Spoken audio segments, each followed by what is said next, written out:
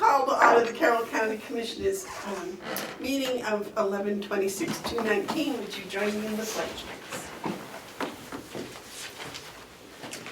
I pledge allegiance to the flag of the United States of America and to the republic for which it stands, one nation, under God, indivisible, with liberty and justice for all.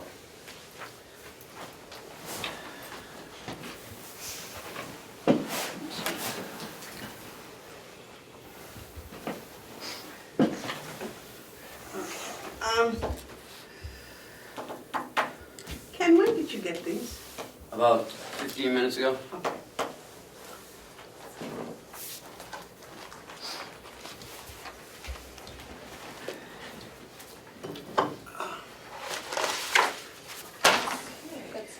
We just got the minutes from last week, so would it be all right if we waited until next week to approve them?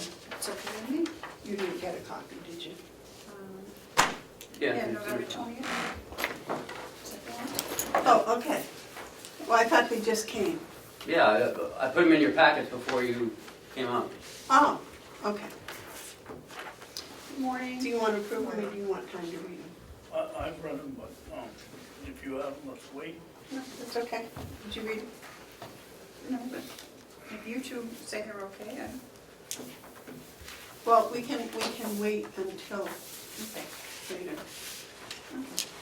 These are non-public for later. Okay. Those are public, clean ones. Got my minutes Go back. for it.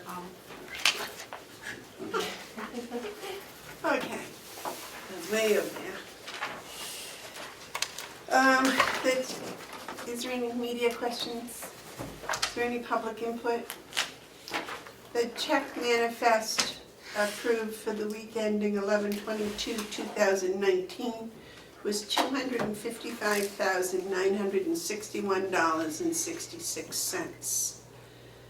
And we'll start the work session with the auditor RFQ. So I handed that to you a couple weeks ago, 2 weeks ago. We didn't look at reviewing it last week. And I sent this out to, like I said, 9 different agencies, 9 different auditing firms. I also sent it out to Scott Egan as well. Is that in our packet, Ken? I'm sorry. No, I gave it to you 2 weeks ago. Okay, I should have asked you to bring it, I'm sorry. that's okay. It's- Yeah, I hate reprinting these big documents. Yeah, it's okay. Mine's in the office. No, that's That's Avenue. I have an extra one if you guys want to share.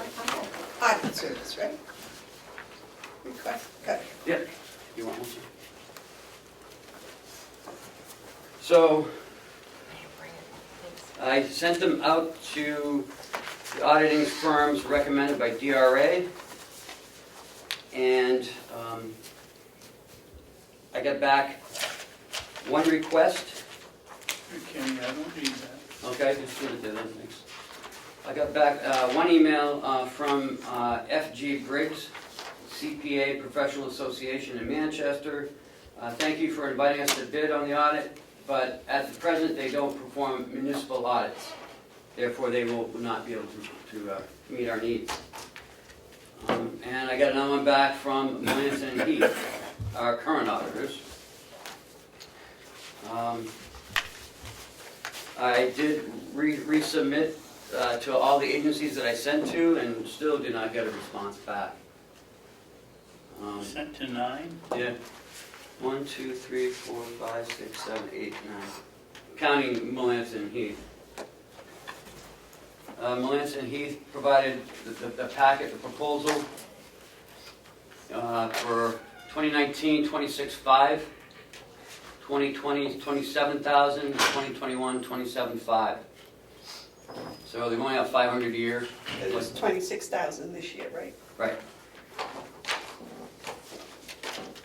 This does not include the audit for the for the FASB 75, which is a accrual accounting of benefits and retirements that our employers receive or will receive. That's done by a separate company. Okay, and I think the important part was they would do this 120 days from the close of books. They have a time sheet in here on page 17. There we go.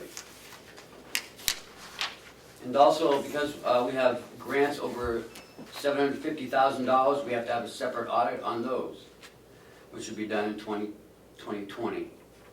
That's not included in the No. 65.5. No. It's an additional $2,500, I believe.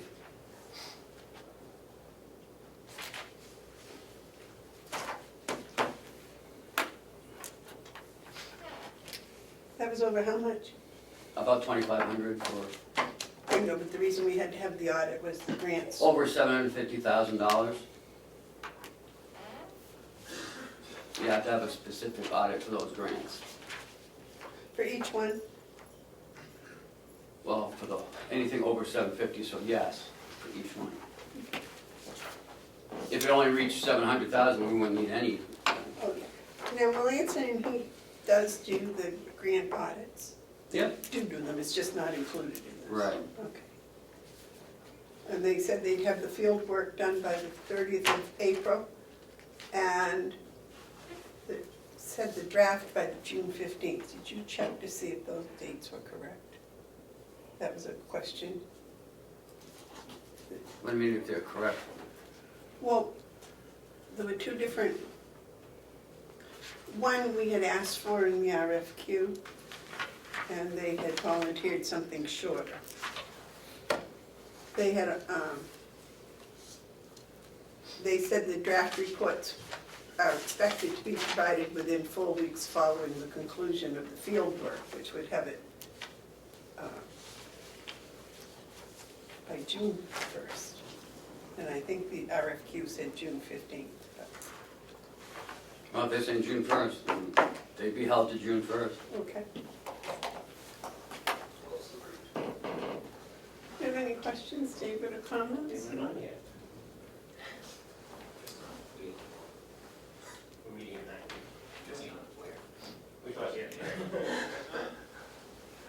Do you have any questions or comments? No.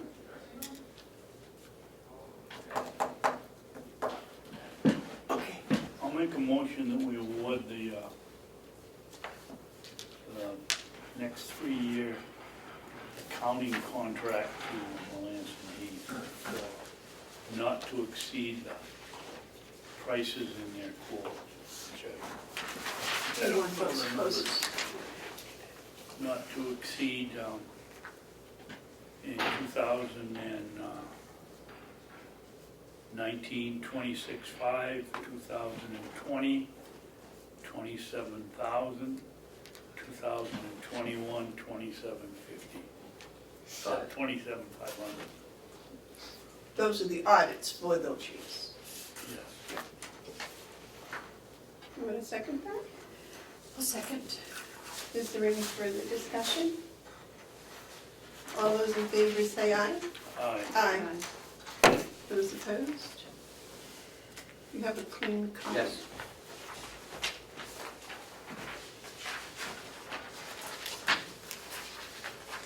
Make a motion, we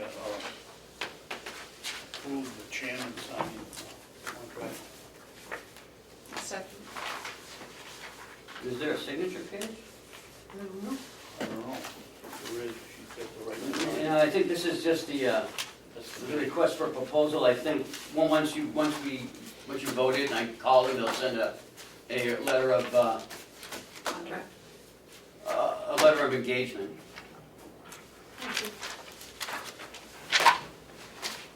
So do we need to change that to accept the proposal? Well, it's the same thing, I think, except the ward. The next is the RFP for the assisted living. And I believe And stop it out yesterday. you have two of these, correct? Yeah, I think 3 companies. No, there were only 2. Two? One was in the Midwest and one was up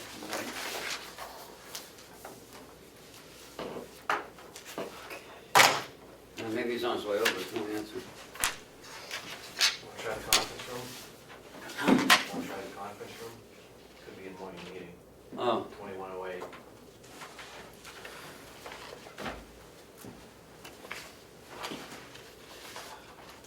While we are waiting for Howie, you want to peruse the minutes from last week's meeting so we can vote on those? hey Lisa, is Howard there? Okay, correct, thank you. Okay, Here here he he is. is. There he is, Just in time. just in time. Wow.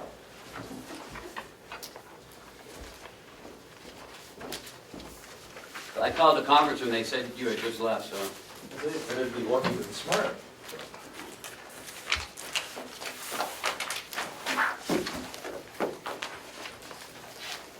Morning. Good morning, Commissioners. So in your packet, you guys have this? Yep.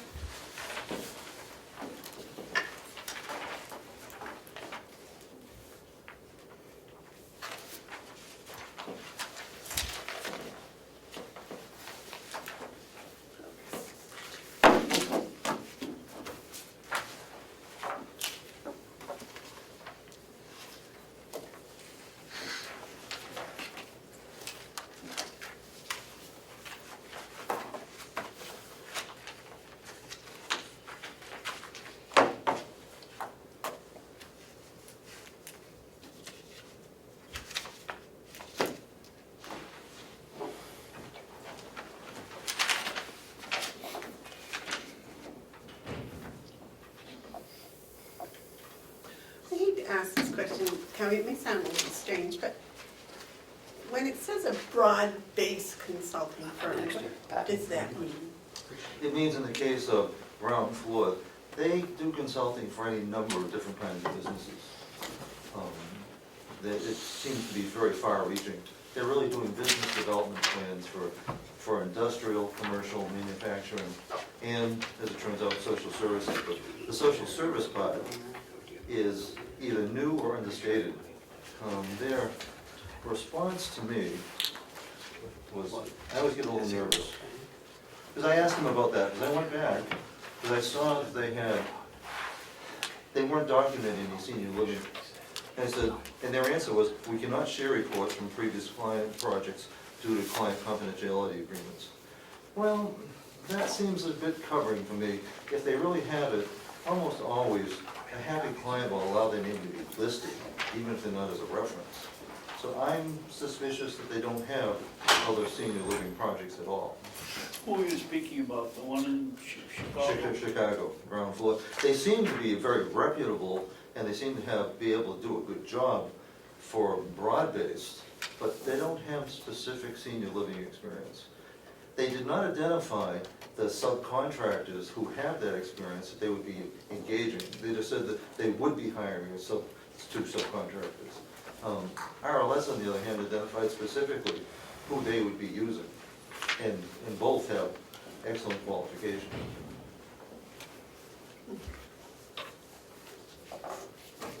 So is there 3?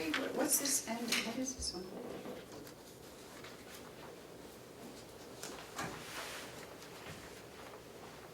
This is, NCIC? NCIC is the subcontractor for RLS. They would be doing the financial portion. Gotcha. I actually know that outfit. They're actually excellent. I think they're based in St. Johnsbury. And the other one is from Texas that would be doing the demographic. Okay, so these are all under our Correct. And I count that to her credit that she's identified exactly who she'd be working with and what their credentials are.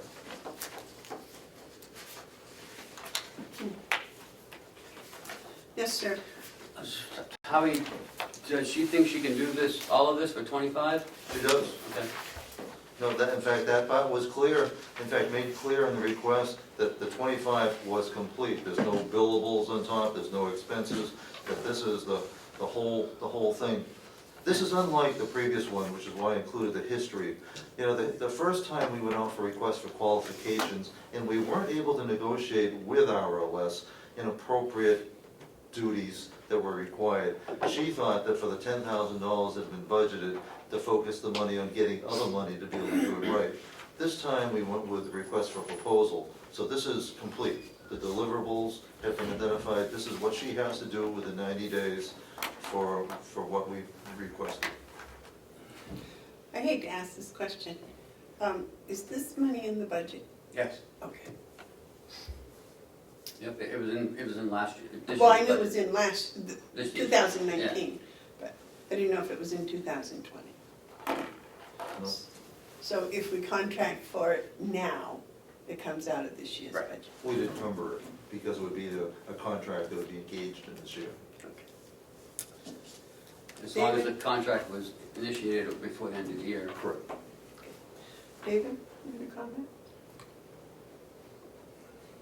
Oh, I wasn't really pleased with the way our Beth, or whatever her name is, handled the last one, but I'm also more skeptical about giving a contract to somebody from Cooks County in Illinois. First of all, thankfully, we're not a Cook County. And second of all, I don't know, I mean, they can't give us any references that they've done any work around here, and that makes me skeptical. So I guess by default, I'd have to go with our consultant. Terry? Yeah, I don't know anything about the last one that she did, but it seems she's done her work on this, answering our RFP, so. And I agree, I don't think anyone from Chicago, Illinois knows our demographics like she would, so I would agree. But remember now, she's going to be hiring people from Texas and, St. John's. St. Johnsbury. The Texas, so that you know with the demographic analysis, because I've actually done this before, and I actually contracted with a different outfit out of Washington DC. They don't have to come here at all. The demographic is actually utilizing their software to analyze census data. And they're looking for penetration rates. They're gonna look for the number of age and income qualified people who are 60 or 65 and 75 and 85.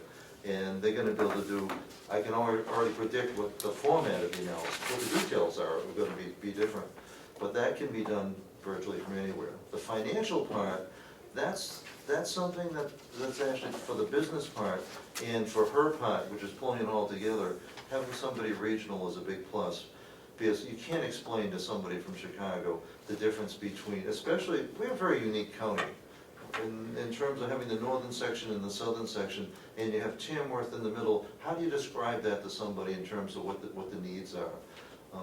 Somebody from around here is going to understand that much better than anybody from away. David? Yeah, Howard, what happens if we give her the contract and we're not entirely satisfied with the results? Well, she's gonna make a recommendation, and it might not be a recommendation that you agree with or want to support. It might be that based on her recommendation, it doesn't make sense to do anything more, and then you say, we've looked, we've evaluated, and we've decided it's not for us, at least not at this time. Or you might decide, we like this, we like Plan A, and we want to look at it closer, or you might look that, depending on what she comes up with, that you have something that you want to support. But doing the evaluation in no way obligates you to any future action at all. Well, I just don't want to get in a situation like we did the last time.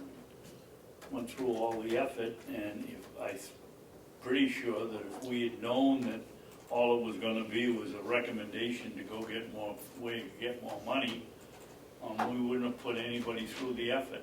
Well, and that's why this is a request for proposal, which I thought that identifies. one was too. No, that was a request for qualification. Right. That was like as though we were hiring a lawyer or a doctor or a professional that sometime, or an architect. You know, when you hire an architect, they don't show you the plans that they have. You're hiring an architect based on their qualifications and engaging them to design it. That's what we did last time, and that didn't work out well. This time, we wrote out, and the commissioners looked at it at least 2 times, exactly what the deliverables were. So now we know exactly what we're asking you for and exactly the money, and grant writing is not a part of it. So more money is not gonna be the answer. Well, we gave her the more money. Yeah, it's now, well, and truth is, and I'll say this in her defense, for $10,000, she thought the best bet was to get more money to do it right, because she knew you couldn't do much with the $10,000. She can do, quite frankly, $25,000. Typical feasibilities, they'd be a little bit more extensive than this, would cost 2 and 3 times as much. What makes this a little bit easier, and why it can be done less expensively, is that we are the only people that are going out there looking for affordable assisted living. If we were looking for high-end assisted living that would make money, this report would cost $60,000 or $70,000, because in order to get that many people, you have to do a much more exhaustive demographic analysis. Right now, we know there are more people with fewer dollars than there are with just trying to grab the top 10%. So we have a much broader group to look to. And that's gonna make this analysis easier. The tough part, as far as I can see, is knowing what it should be and where it should be and where those needs are. That we don't have any real hard information on. We know there are enough people out there who need it, but we don't know exactly where they are or where this would be best done.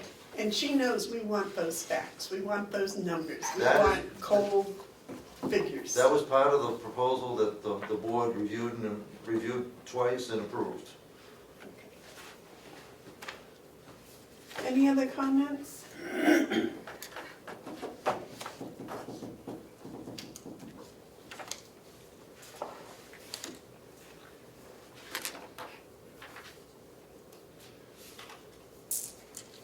And this is your recommendation. It is.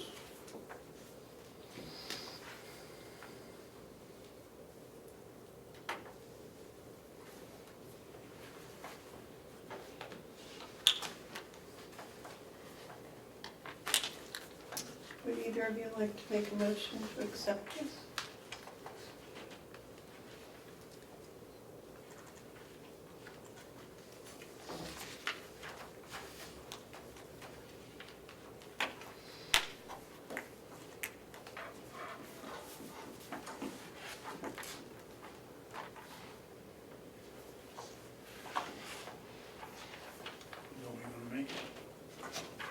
I'll make a motion that we award the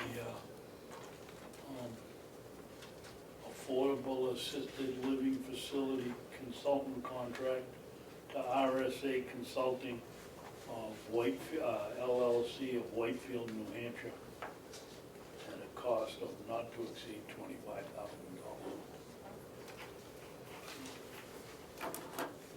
I'll second. Okay, is there any discussion? Yes. Yes, sir. Holly, why do you suppose that she's $7,000 more than the ground floor who Chicago that I'm assuming would have to pay for someone to come here and be here and do the study? My candid response is, I think they were foolish. We put $25,000, we weren't looking for the low bidder. Why they would bid low coming from Chicago, they were planning, with all respect to them, they haven't figured out that New Hampshire has airports. They said in their letter that they'd be coming into Portland or Boston. They haven't figured out that we have an airport in Manchester and Pease. They were planning on spending 3 days in doing this slam bam contracting it out. I think they thought that the low bid would be their edge. But knowing what it costs, it didn't make sense for them to bid low. Howie, why do you think we got so few bids? Well, I talked to one of the gentlemen from, and I forget his name, I forget the name of his business. He's one of the larger ones that I really wanted to bid out of Massachusetts. People put a lot of work into the whole bid process. And, you know, and he was looking at it, well, I did it once before, he bid the last time, because I invited everybody who bid the last time in, and they get gun shy. You know, at that point, they don't know, well, whether it's just it's for show and it's gonna go to one person anyways, and it isn't enough money. I talked to another one who said, quite frankly, he wouldn't do it for anything less than $65,000, and I said, that isn't what we have, and he didn't bid accordingly, and that was a first-rate one out of Massachusetts, another first-rate one out of Massachusetts. So those are the two that I've talked to. One was lack of money, and the other was a little frustrated that he didn't really need the business and didn't want to not do it well, but left on good terms.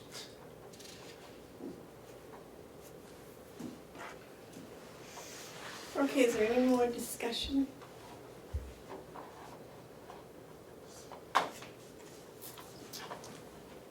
Melissa, would you read the motion again? Could I have the name of the company again, please?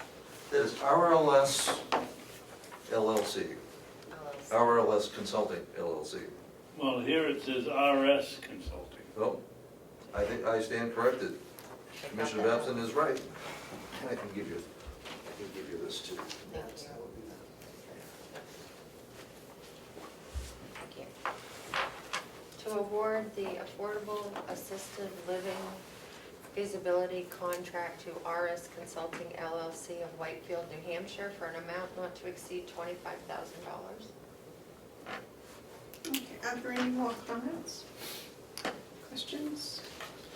All those in favor of the motion say aye. Aye. Aye. Aye. Those opposed?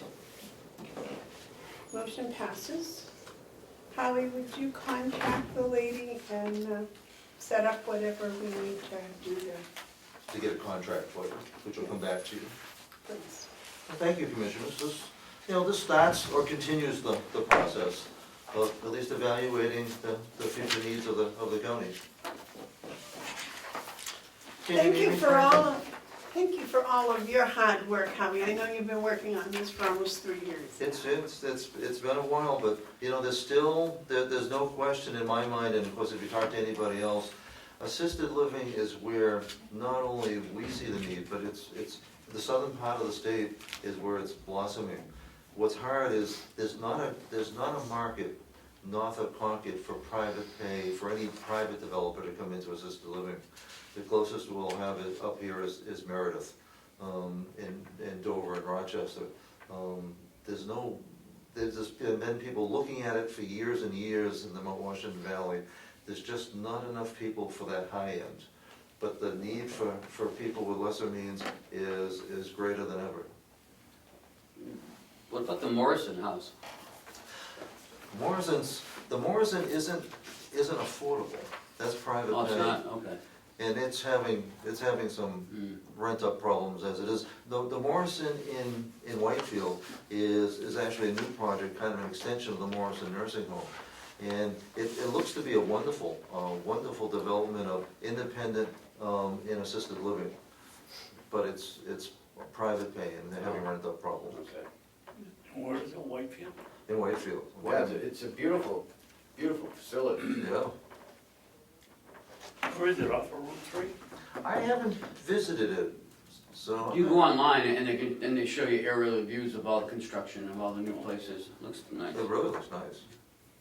What's the cost? I don't know. They haven't published their pricing. What's the name of it, Howard? It's called, well, it's part of the Morrison, Morrison, okay. and I think the independent part has a separate name. The something at Morrison, I think it's called. But it's online. It is. In fact, as Ken says, I think they used a drone that you can fly through the site and it gives it's very attractive. It's called The Summit The by Summit. Morrison. And it's off of Route 3 and Littleton Road. What I'm, expecting to find is, and of course, I've worked closely with the 3 other counties that have assisted living, and they're all big advocates of it. It fills a real need in terms of people who don't really need 24-hour nursing care, but can't or shouldn't be living alone. And so there's a real need there, especially for those with some memory problems. People with some minor memory problems might not be safe at home, but in a social setting would function well. And what that could do for us is to essentially free up nursing beds. The state is not going to allow more nursing beds, and yet more and more people are getting older. This allows us to make better use of the beds that we have, in theory. So That's what it does for the other 3 counties. in the Morrison, the apartments start at $3,000 a month for a 1-bedroom, and the cottages start about $3,100 a month. And those are 2 bedrooms and 2 bathrooms. I wonder what they Washer, dryer, everything. That's a cottage. Yeah. That's independent, that's gonna be without food. Be interested to see what the assisted living starts at. Does that include meals? All utilities included, that's it. They It has a have little- kitchen. I haven't seen any assisted living rates at all. Not yet, but I also haven't looked at them in quite a while. I would expect they'd be higher than these. Well, assisted living rates typically, if we look to Meredith as the closest example, are gonna be $5,000–6,000 a month. And that's a whole lot more than Medicare. It is, well, but I think it can be done, well, and of course, this is why we need that financial side of the feasibility. So it's not, my wish and hope, but an independent evaluation of, it could be a great idea, but it might not make sense financially.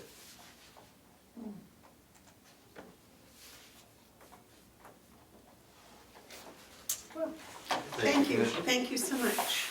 Ken, you need me, No, sir. to stay? So, thank you. We'll get back to the shop. Thank you, Commissioner. Okay, the Avenue contract. Yep.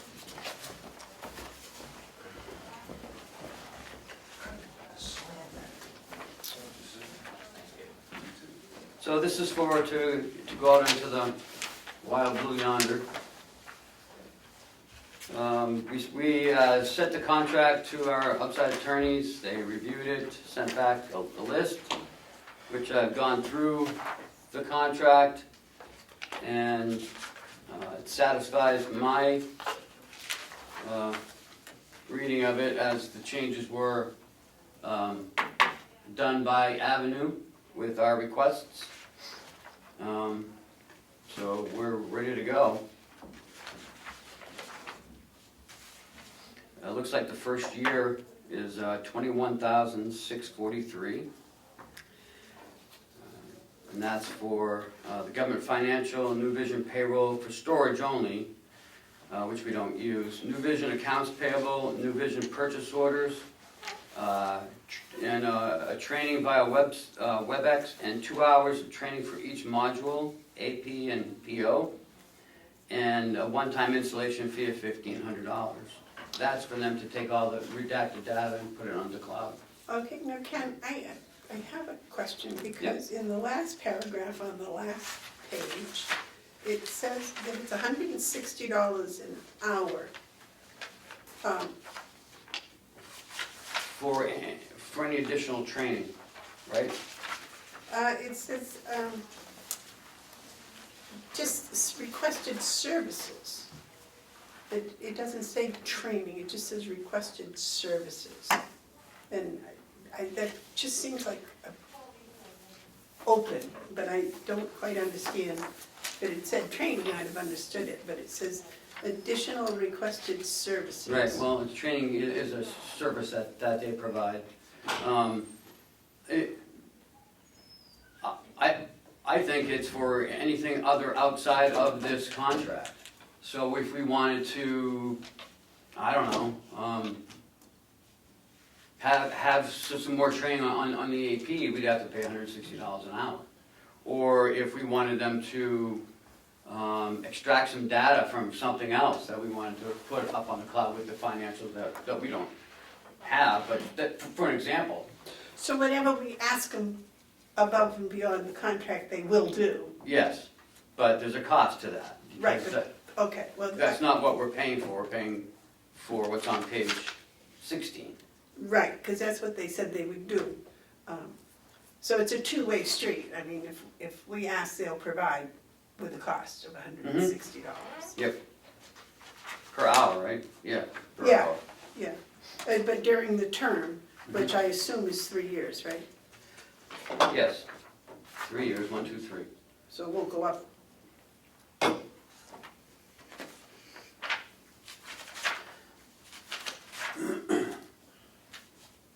Of course, their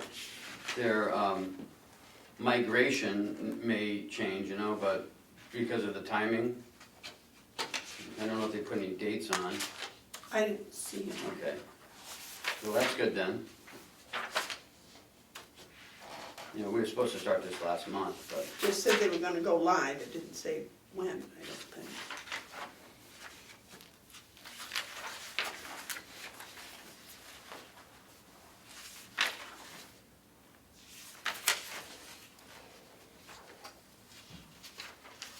so we'll be licensed for up to 11 seats with this.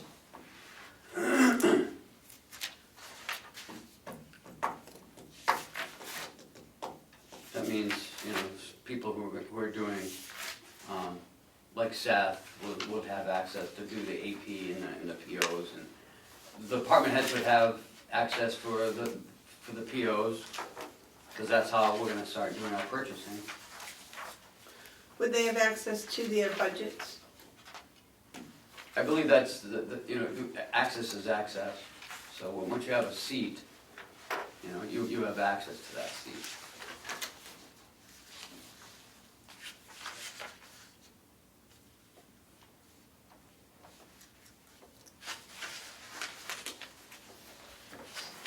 Any questions or comments? Any questions? No, well, the 11 seats, Ken, who would be those, the department heads in the finance department, or? Yeah, we'd have to decide, you know, who needs access and who doesn't. Anybody who's submitting a PO would need a license. Any of the finance people would need a license. The accounts payable would need a license. But, you know, if Pollock has a license, he has a license for them all. Same thing with Seth, so there's no, well, like he's got for AP, it's not another license for the POs. Okay. Because he would need both of them, so. I was quite pleased at Avenue's willingness to change the suggestions from our attorney. They were very accommodating for that. So, the effective agreement is 10/1/2019, and it goes for a period of 3 years.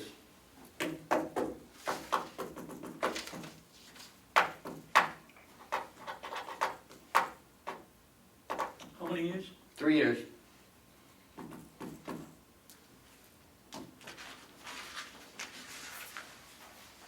Will they want to change that to 11/1 or 12/1? It's gonna take them some time to upload everything. They said it's gonna be at least a month to upload stuff. And with the holidays too, it may even extend it out a little bit longer. So they'll change that. Yeah.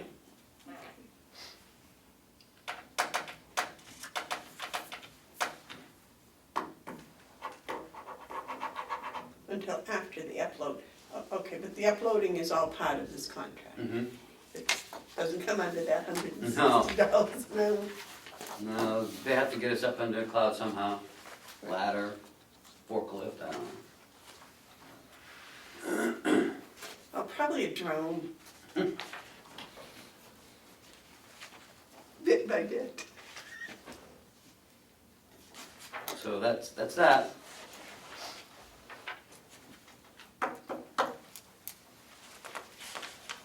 And of course, you know, they'll do testing before they send it live to make sure that it's up to date. Okay. Okay, do I have a motion to accept the Avenue contract? I would, but I don't have any of this stuff in front of me, but,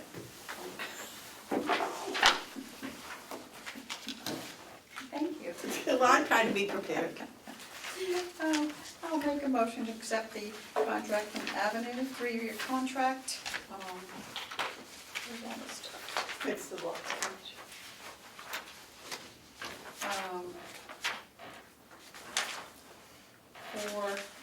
It's a 3-year contract. The first year is not to exceed $21,643.28. Year 2 is $20,239.92. And year 3 is $20,985.36. And they specify all their responsibilities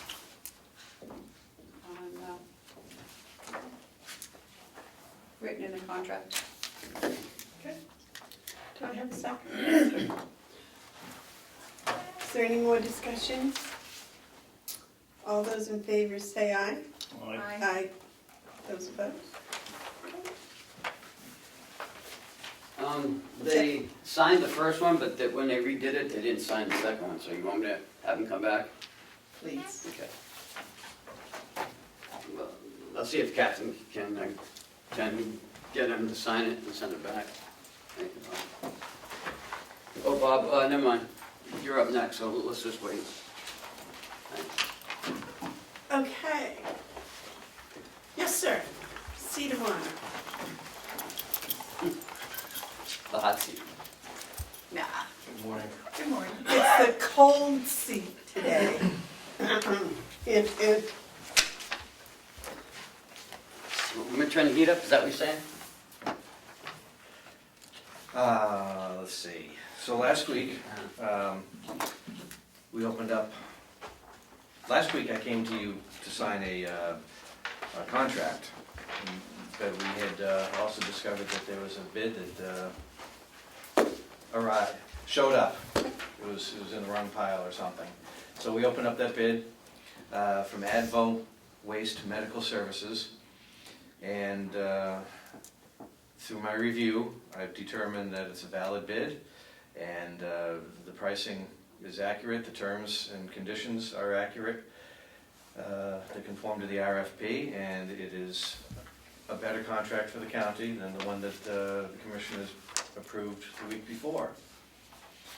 So my recommendation to the commissioners is to withdraw the contract award for med waste disposal that was previously given, and subsequently award the contract to Advo Waste Medical Services. And for the record, med waste disposal had given us a price of $170 per quarter. Advo Waste Medical Services gave us a competitive price, apples for apples, of $135 per quarter. Advo Waste, Both the same pickups? yeah, quarterly pickups and picking up up to 3 boxes during a pickup. Advo is going to charge us $75 for the first box and then $30 for each additional box. So that's $135, according to my math. There are no long-term terms. We can get out of this agreement anytime we choose. They have, the first question I said was, when is our price going to go up? And they said, it's not. We'll hold the price indefinitely, which frankly I don't think is a good business model, but I think it's in the county's best interest to take advantage of that as long as we can. And I have a letter stating that they're not going to raise our prices. is this a new company? No, they've been around for, well, I don't know how long, but they've been around for a while.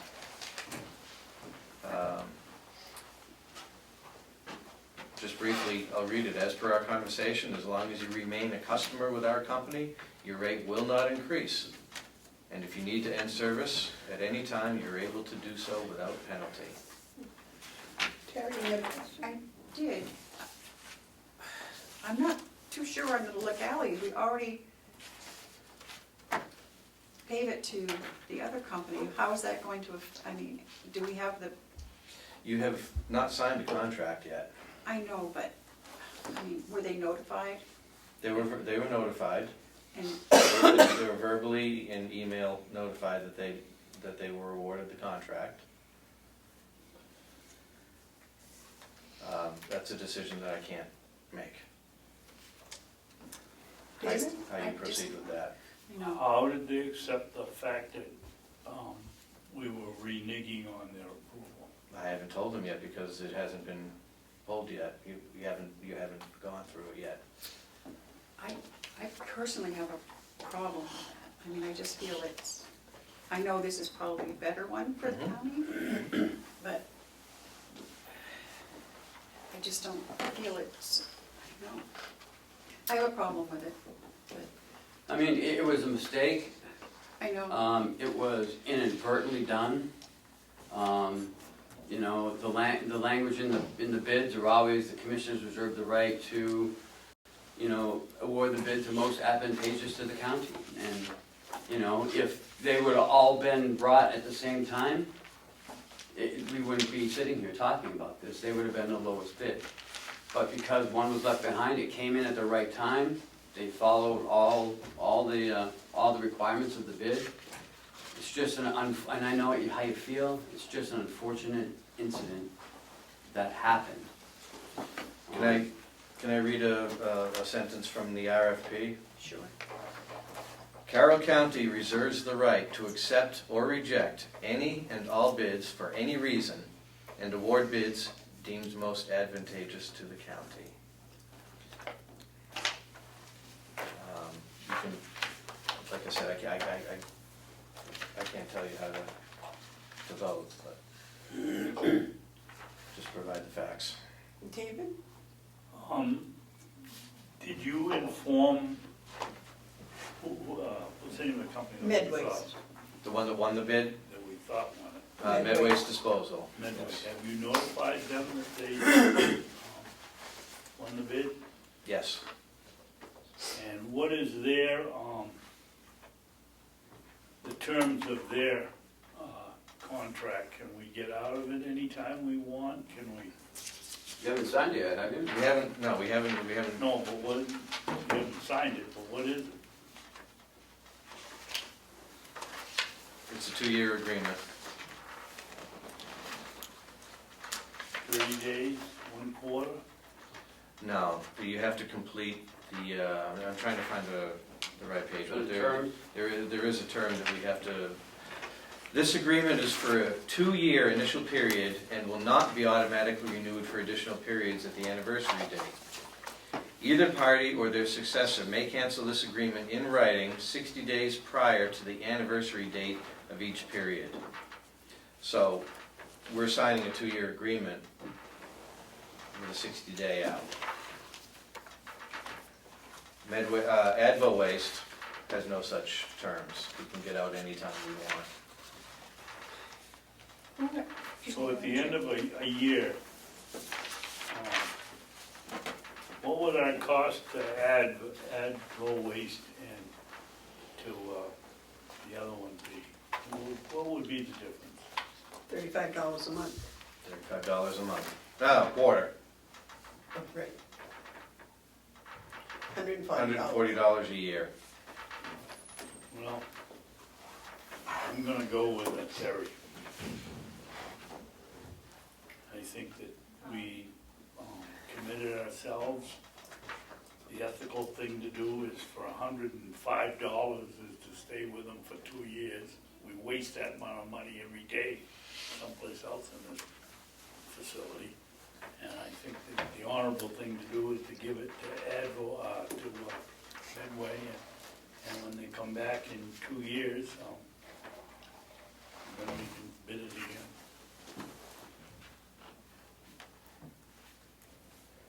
I'll make a motion that we continue with, we don't have to, we just have to sign it.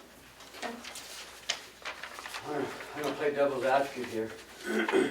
I sent in my bid, I tracked it, I knew what time it got here. Someone made a human error, brought it up late. You awarded the bid with what you had at the time. I followed all the bid process, and you opened up my bid, you looked at it, and I'm the lower bidder. So now I'm getting penalized for following the process, but your people failed to bring the bid up. So now I'm losing out on this business. Nowhere, no way, no how did the commissioners say we would award the bid to the low bidder. We said we would award the bid, period. Is that right? Carroll County reserves the right to accept or reject any bids, any and all bids, for any reason, and award bids deemed most advantageous to the county.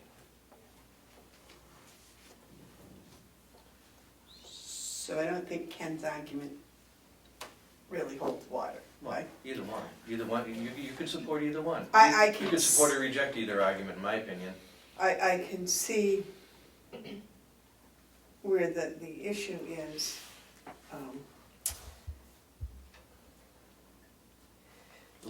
But, you know, what is best for the county? Is it financial or is it reputation? Really, that's what we're talking about, right? I think you're talking about both. Ken? And may I suggest or recommend that we rebid this?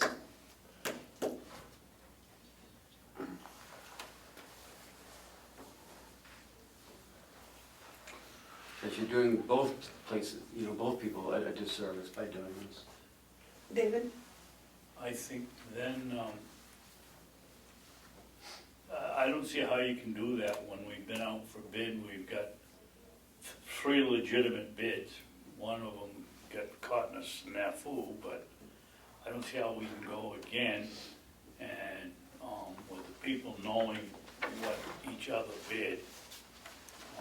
That's one of the reasons I don't like this, reading the prospective winner like Hansel had us do. Because if something goes sour, then all the competitors know what the price is. I don't think that's a choice we have, Ken, to go out for another bid. I think we've got to bite the bullet. Can I answer that? Well, I was just going to say, we do that with the cars. Thank you. And I really think if we could write a very nice letter of apology, explaining that it was our fault, that the bids were, there was a problem with the bids, it was our fault, it was nothing to do with them, and that we're going to reopen the bids and ask them to please resubmit a bid, and, but put it out wherever you put it before. Did you advertise it before? Yes, it was advertised on the county website. I direct solicited, and I'm not sure what publication it went into. But just do that all over again and start it, but send letters to these 3 bidders. There were 3 bidders or 2 bidders? There were 3. 3 bidders, and say that due to a mistake, it was a mistake on the county's part. Unforeseen circumstances. Yeah, we're human. That would be my suggestion. David?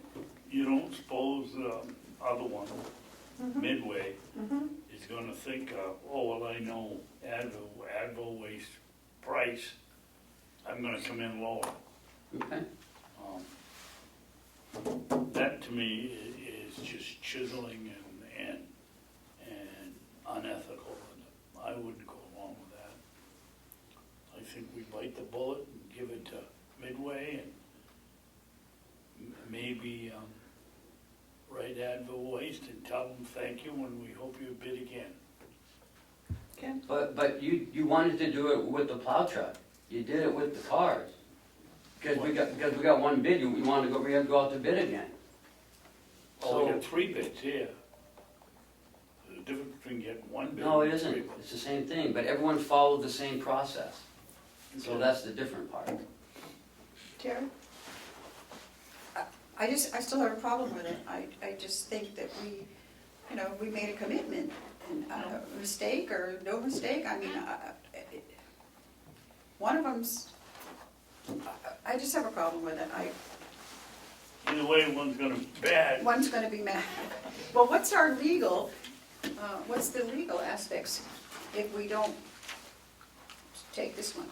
You haven't signed anything. I know, You but, haven't, but morally, I just have a problem with it. so from now on, maybe we shouldn't announce the winning bidder. Apparent low bidder or high bidder or whatever we What I do. do, Well, I don't know what the law or the rules say. You don't I have think to that's a announce Hansel law. it. It is. It's a Hansel Oh, law, well, then right? that must have been one of those 2-to-1 votes. I'm just wondering since we announced it in public, that they had been awarded the bid, and now we pull it, if they choose to, what's the repercussions of that from that company? I know it No. wasn't signed, but No more than this guy has a I know, legitimate. so it's just, I mean, I think he has a better shot than you saying that someone won when they didn't. But you did contact Medwaste Yes. Disposal And told them. and told them that they had the high bid. And they I don't think anybody would contest it. This is not we're talking $140. I don't think anybody's gonna hire an attorney and right. sue us for misawarding the contract. I just,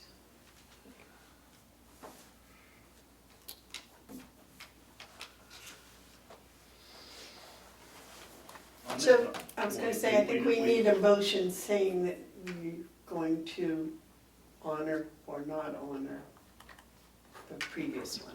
Why can't we just sign the contract? We awarded it last week. Well, I have a contract, but it's not signed by the original, so I'm gonna have to send it back and get a signature and then come back to you for a signature. Well, I think we could take a vote which way we're gonna go. We'll make the motion so we can, I'll make a motion that we sustain our vote to give the medical waste contract to Midway, whatever, Medway Waste Disposal. Midway Waste. Med waste. Med Waste Disposal. Do we have a second? I'll second. Any more discussion? All those in favor say aye. Aye. Okay.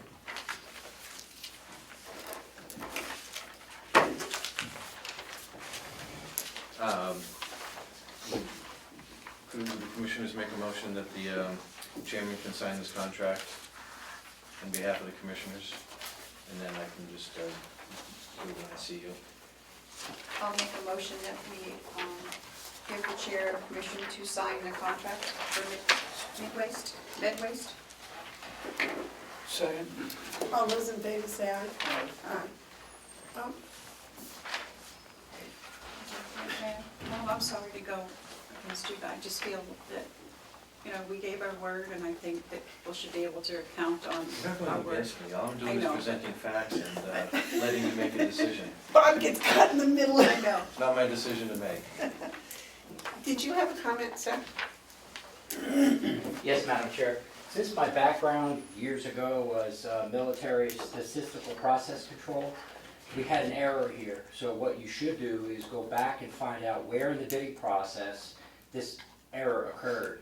There was a suggestion, I believe, from your IT person that you could have emailed bids sent to a secured email system, so you have certain access, and there's other things you can do to stop this from happening, because I know it was probably just a mistake, but I'm very happy that you followed your existing protocol for the bidding. Because upsetting that balance is gonna give you a problem later on, so. So you should review your bidding process and find out why this happened. Because a bid should not be found in a pile that sounds like we have a problem. Not saying that it doesn't happen, but if it's a problem, you need to fix that and go back so it doesn't happen again. Thank you. Thank you.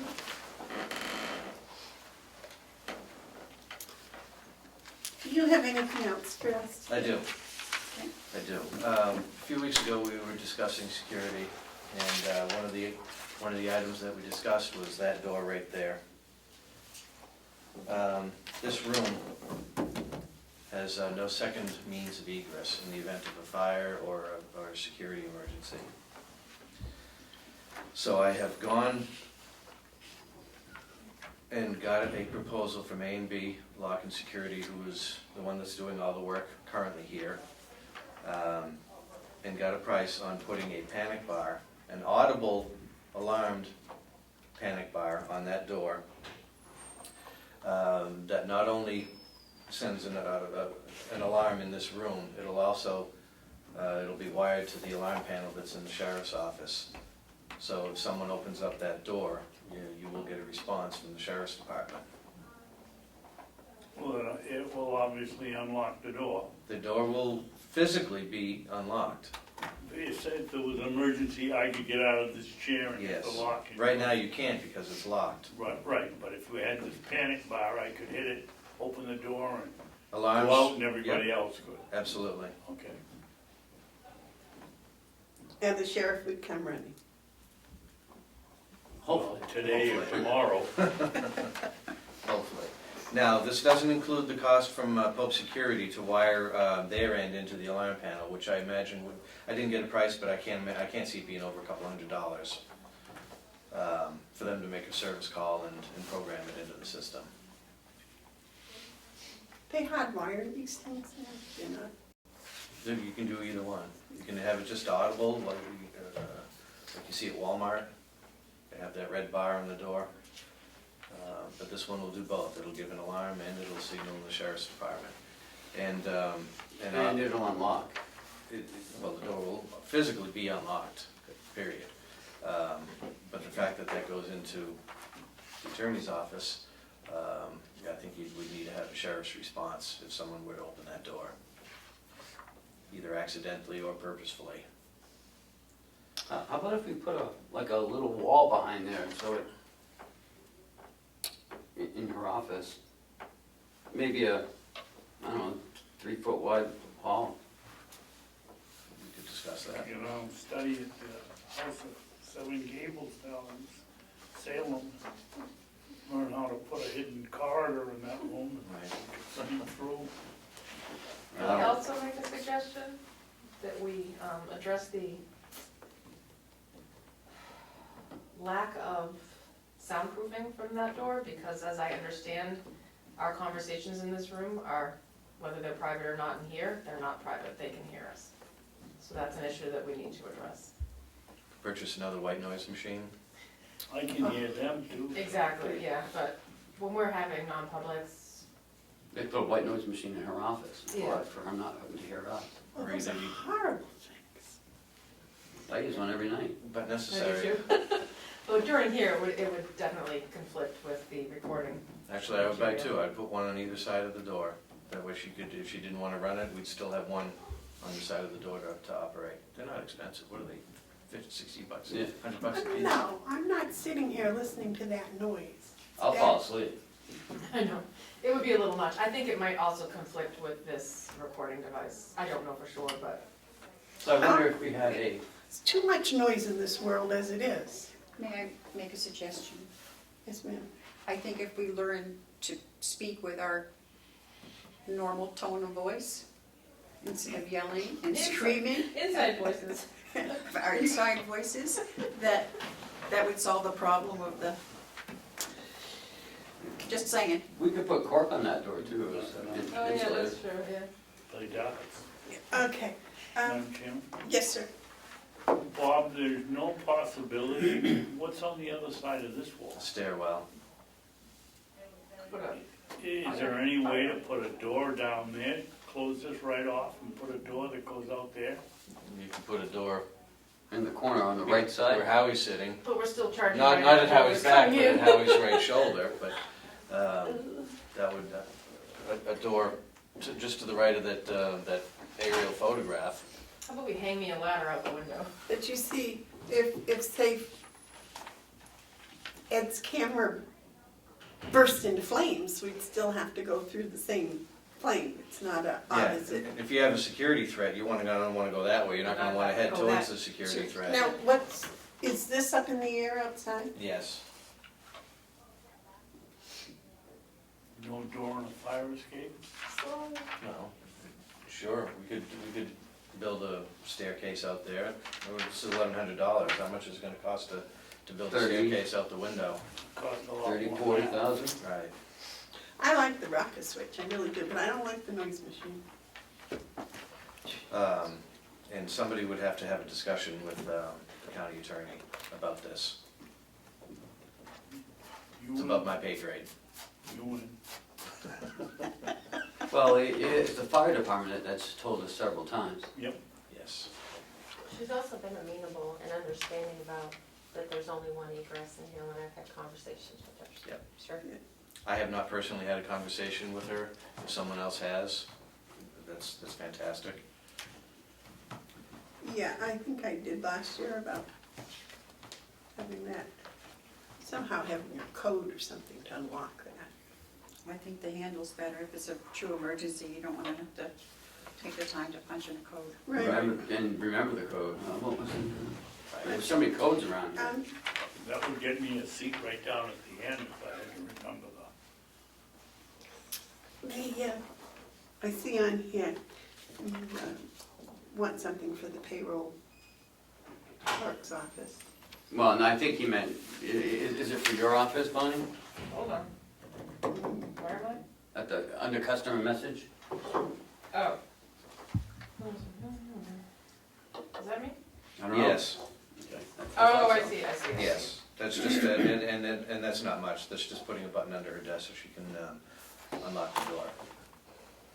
Is this HR or payroll? HR. Well, it also brings up the issue about the payroll, because payroll door doesn't have a window either. Yeah, the door doesn't, no. So I know that's expensive, but I'm thinking that might not be a bad idea if we put a window in that door also. I'm here for your entertainment. It's $500. If you want a window in the door, I'll put a window in the door. Well, I'm just thinking that payroll has people come to visit her too, and sometimes they're not happy people, and then there are people in the hall running around sometimes that don't belong. I can't say don't belong because it's a public building, but don't have any business with anybody on that hall, they're just there. I believe there was someone photographing things yesterday, so, Oh, yeah. you know, having a door in those windows, I think, having windows in those doors, I think is valuable. So I don't know if you have an extra $500 in your budget. Well, I'll take a look, and all I need is permission. So if I have it, I'll do it. If I don't, we'll have another discussion. What do you two think? Can't do that on my own. I don't think we need one. The door is already open. We've had some situations here and we've handled them all and we've survived. We got a huge increase in the budget, Yes, sir. I know Ruby doesn't like to close her door, Yeah. so maybe just a button would be, hooked up to the, To the controller. Oh, to the panic alarm? yeah, Yeah. I think she has one in there already. so there we go. Where is her panic alarm? If It's on the other side, I if I'm think. remembering correctly, it's on the dispatch wall. Okay. So it's just move the file cabinets to get to it. No, That's we moved okay. the file cabinets over, yeah. Because I had to move mine too, I didn't know it was in there. If my vision is correct. Okay. I don't. So Can't we say don't for have to sure. spend $500 on a window, because she never closes her door. So we're back to. Okay. Do you have this in the budget? Is this budgeted for? I mean, do we have it? It's not budgeted for, but I have a maintenance budget that I have some room.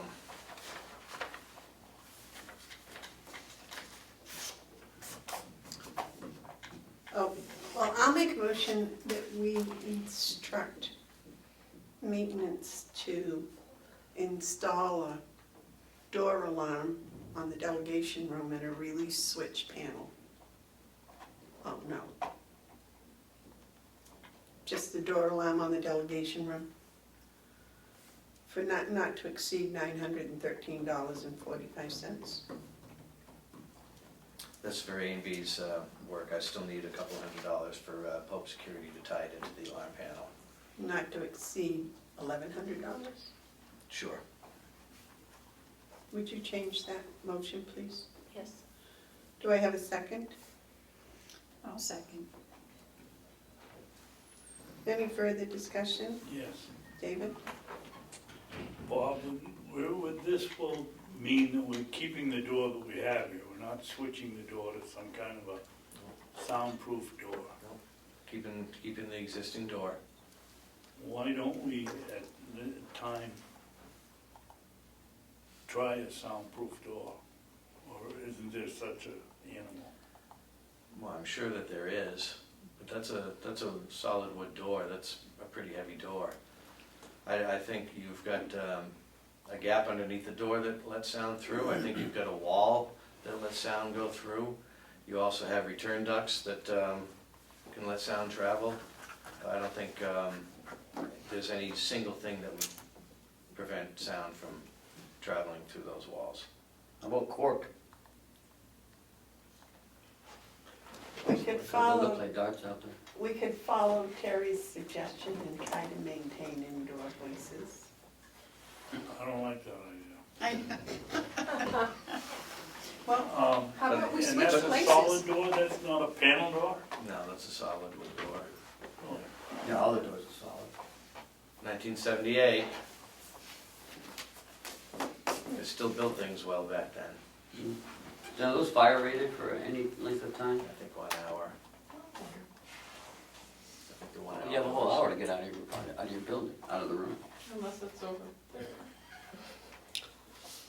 Any other questions or discussions for Bob? All those in favor of the motion say aye. Aye. Those opposed? Okay. Thank you.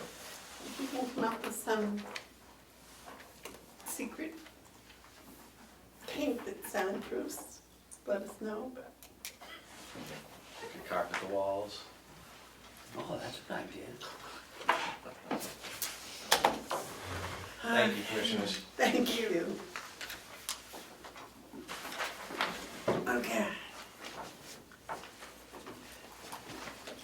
All right, Miss Bonnie, the next thing is your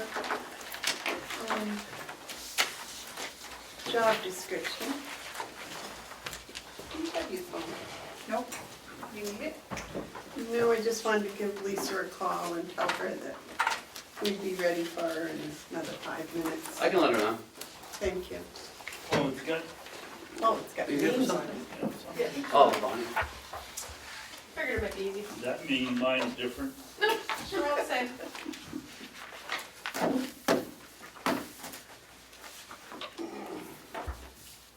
So the first stapled item is the job description draft, again, with the revisions that we discussed a week or so ago. And I was able to shrink it from 4 pages to 3.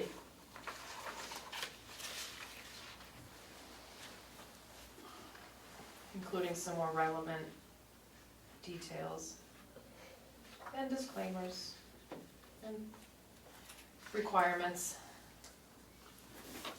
I do have to adjust the hourly range since we discussed that yesterday in the budget, so I'll change that. And in the advertisement, which is right behind the job description, I will include that. I think it's important to include the salary range so that at least the folks that are interviewing and are putting in their application will at least have a range in mind so that they know whether or not to bother. Someplace in here, does it say something about backing up the payroll? In the very first paragraph, under primary purpose, the very last sentence says just that.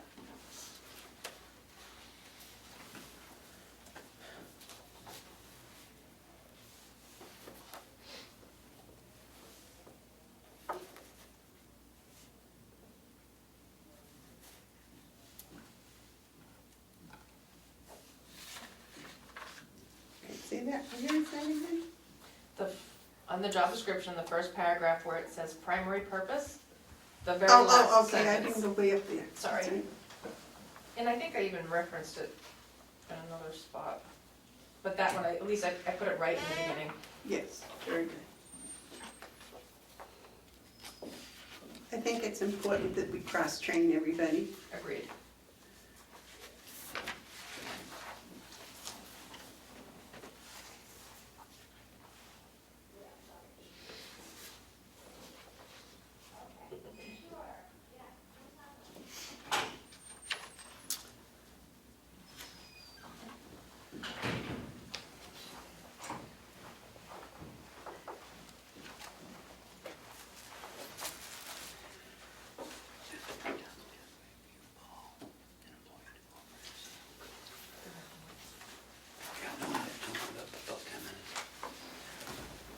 When you do, I don't know what it's called, the insurance changes, there's a, Open enrollment? yes. Does that require overtime? I would hope not, but it may, because there are some folks that, the second and third shift, where they may want someone to ask questions, which I think is appropriate. Okay, and so Or even if that's, we held a weekend session for the folks that may only work those shifts or those hours, but I would also be available. okay, because I was just wondering when she'd have to work weekends and evenings, Only so I if- can see Yeah, when that. only if something like that.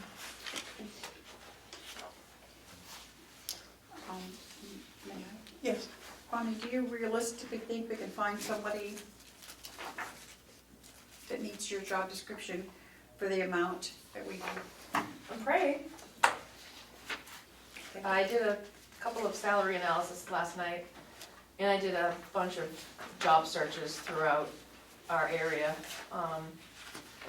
I did provide one job sample in there, but it's Portland, Maine, and they have a similar job description, not exact, with a $28 to $33 an hour range, which actually I thought was quite high, but it was just an example. And then through my salary.com, I ran the job description through this program, and it starts at 53 to 56. So we're still under, but for a starting, we could start somewhere. well, and we're not in Portland. Exactly. David, That was the closest job that matched that I could use as a comparison. David, you had a question? Yeah, I totally agree with you. We're not in Portland, we don't have an income tax, we don't have a sales tax. That's why I said it was just a comparison, because it was the only one that was similar to our job title. All the rest were down in Manchester and Concord, and that was a totally different demographic. Yeah.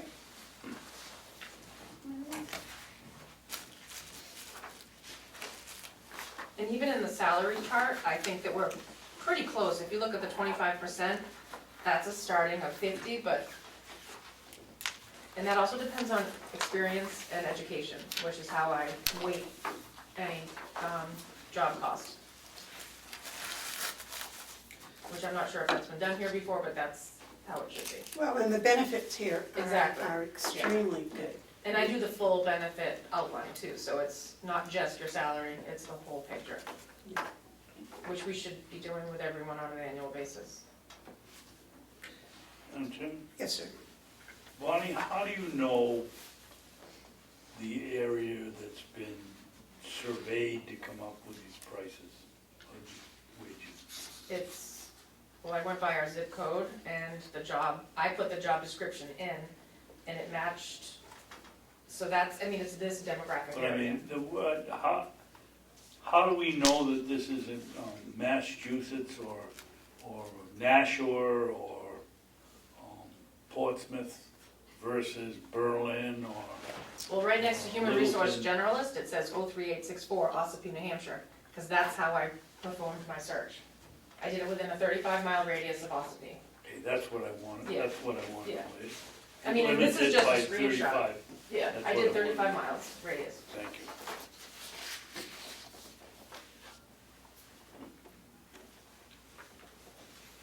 And this was kind of late last night. I would have included more. So this ranges from 47 to 52. Correct. In my, even a starting of 47, mid 47, 48 is a good range. So 23 to 2350 I think would be a good starting rate for this particular role. Well, if they start at 23 within 90 days, they, I have that actually written here too. what did you have for I any? said 23 to start, and after 90 days, 2350 in my notes, so that's what I, You had what? in my notes, I have done that exact calculation, starting at 23 with, after 90 days, going to 2350. I'm hopefully optimistic. And what happens if they start at 25? That's going to go outside of our budget. I don't- We have allotted. See, that's why I don't like ranges. I Okay. like to just simply say, look, we're gonna start at 23. Okay, well, I can adjust that. I'll get rid of 25. Because then they don't know where we'll end. Correct. Yeah, That, you know, I think that's. that's perfect, I can do that. we'll start at You 23. might really get a whirlwind and wanna give them 28 to keep them, and We'll start. they might get a dub and wanna get rid of them. Camera. I asked Commissioner Dobson yesterday if he understood politically correct, and he said, no, absolutely not. So, Well, I will change this to starting at, Please don't repeat what I was asking about yesterday. no, I won't.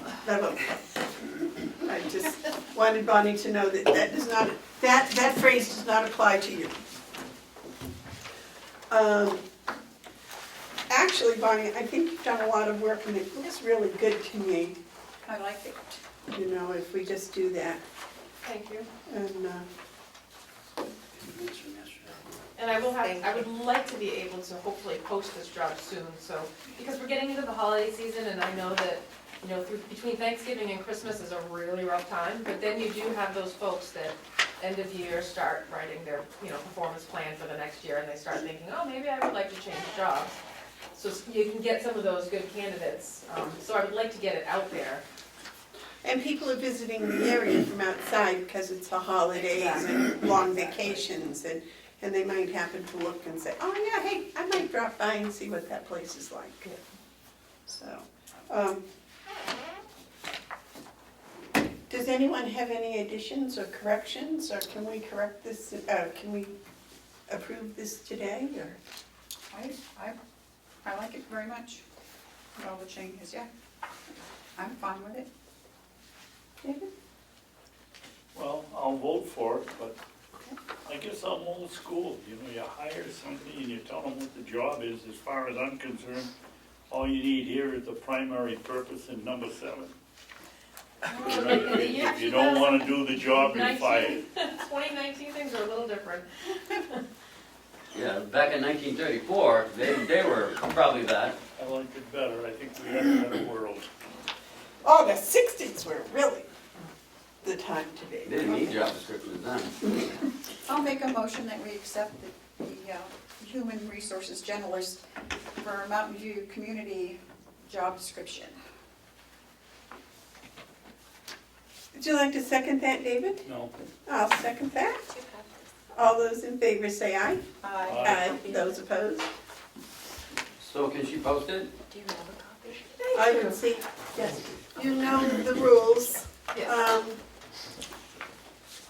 I don't know what they are. I have I have the 7-day, the posting, and then I can 5 go days public, in house, yeah. And you can do it at the same, you can do it Yeah, simultaneously. yeah, I do know. Okay. So, thank you so much. excuse me, Madam Chair, Yes. what did you just say? You can for 5 days and put it up on.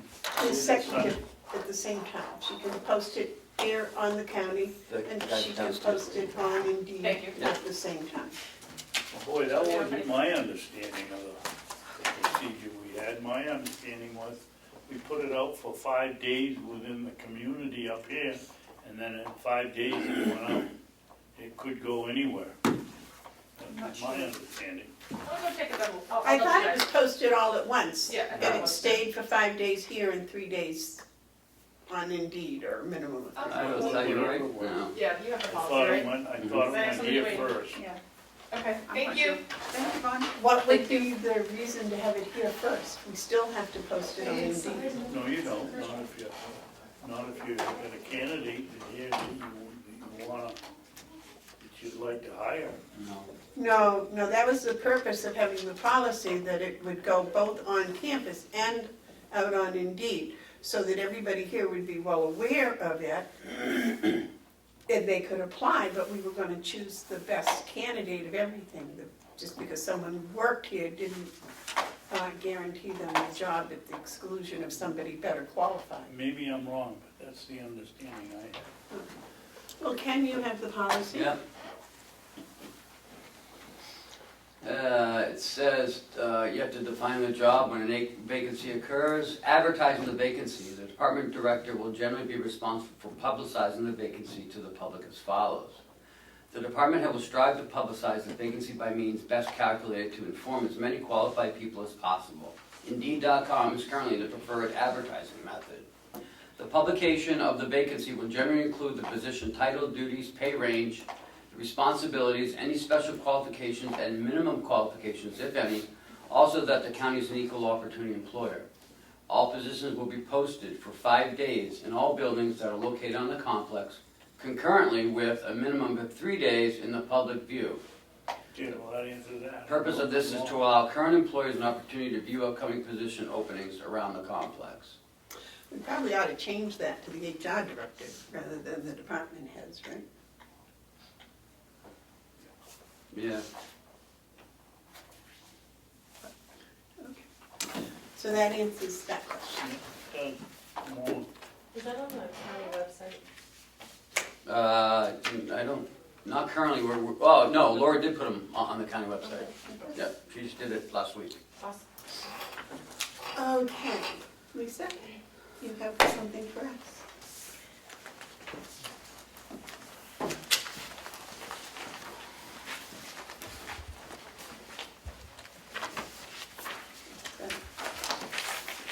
Now, if you can't read some of those, just let me know. Oh, It's all scribbled, because they're talking so fast. thanks for doing that. Sure.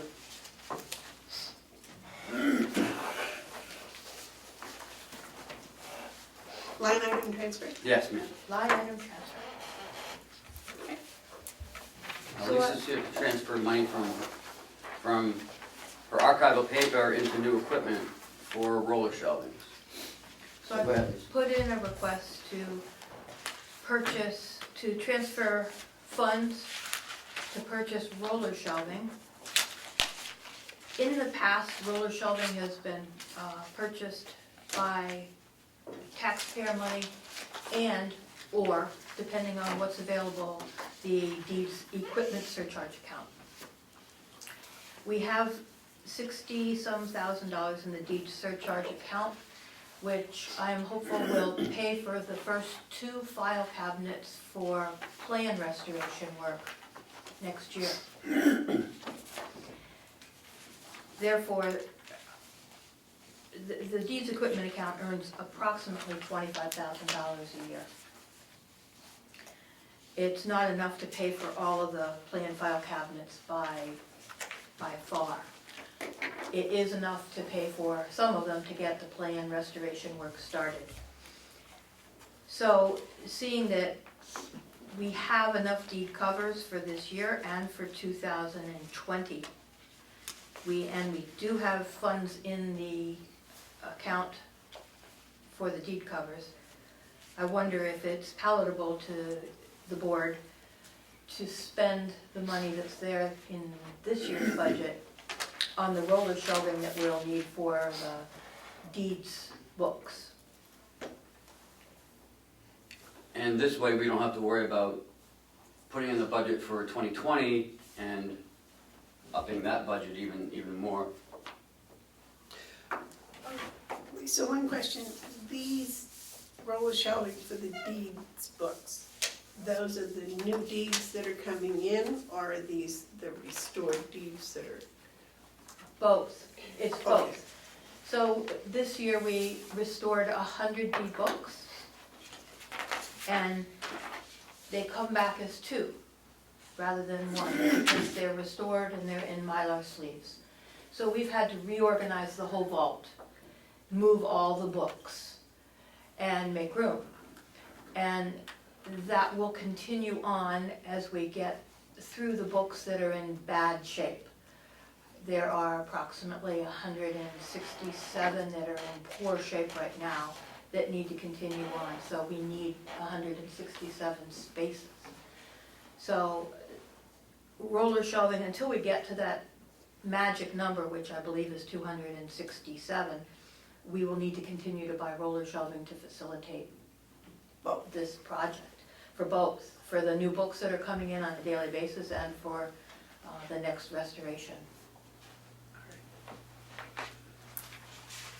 And with this line item transfer, you get to save the money in the surcharge account For the plan file cabinets. Gotcha.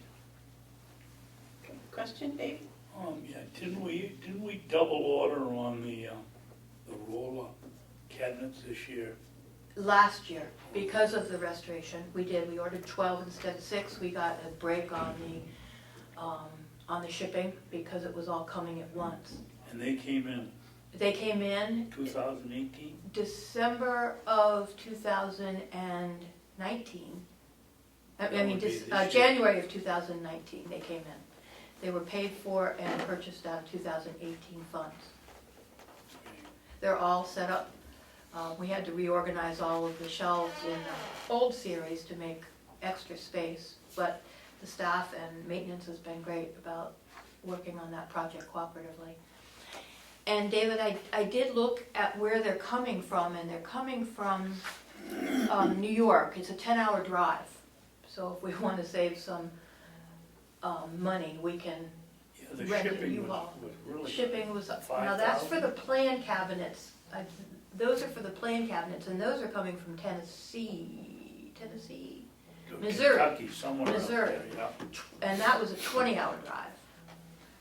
I'm not considering buying those right now. Those are for next year's budget.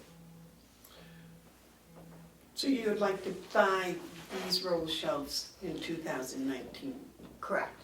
With 2019 funds that are in the archival paper and covers line item right now.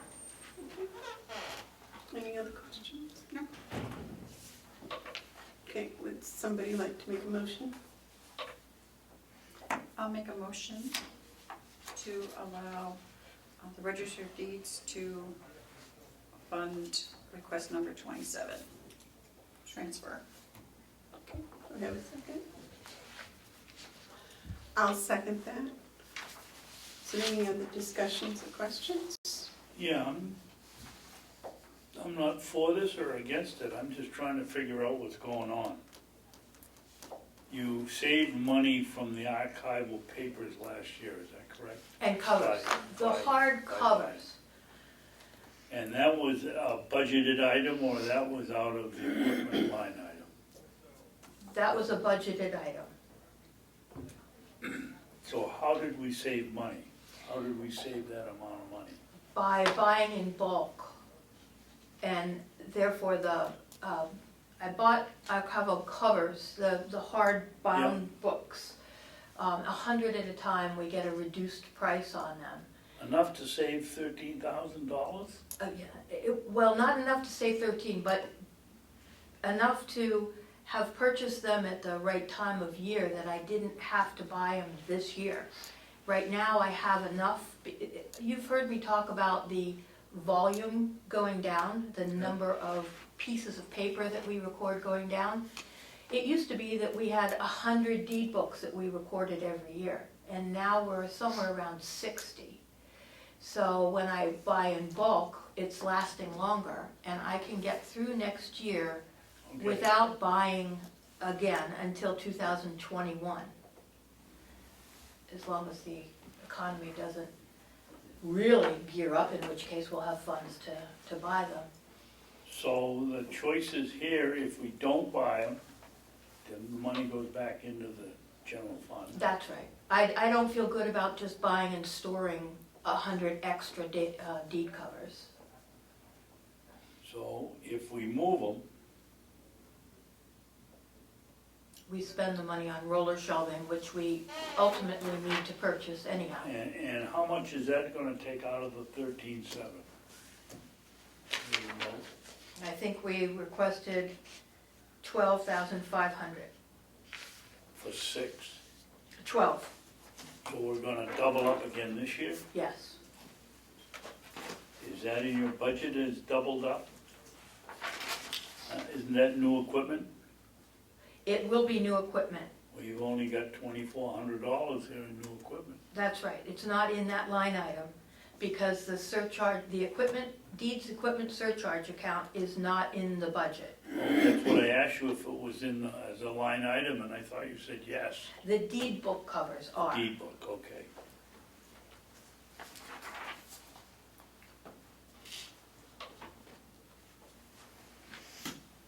So what would happen if we went with our usual 6 roller shelves? Well, we'd have to buy 6 more sooner. Well, I'm trying to figure out how we can trim down this budget that we've got, that's pretty hefty increase. Not just you, but everybody. Well, the roller shelving is not in the budget, so we will have to add it to the expenditures that come out of the deeds equipment surcharge, which would mean less That's right, too. for the plans. So this is not in 2020's budget at all. Okay, that's what I wanted to know, thank you. Okay, that answer all your questions? No? Yes. Any questions? All those in favor of the motion to approve request number 27, say aye. Aye. Aye. Those opposed? Is this the one I signed? Yes. Doesn't Thank have you. a- It doesn't have her live signature, it's a copy. I have a live signature one. Doesn't matter, signature.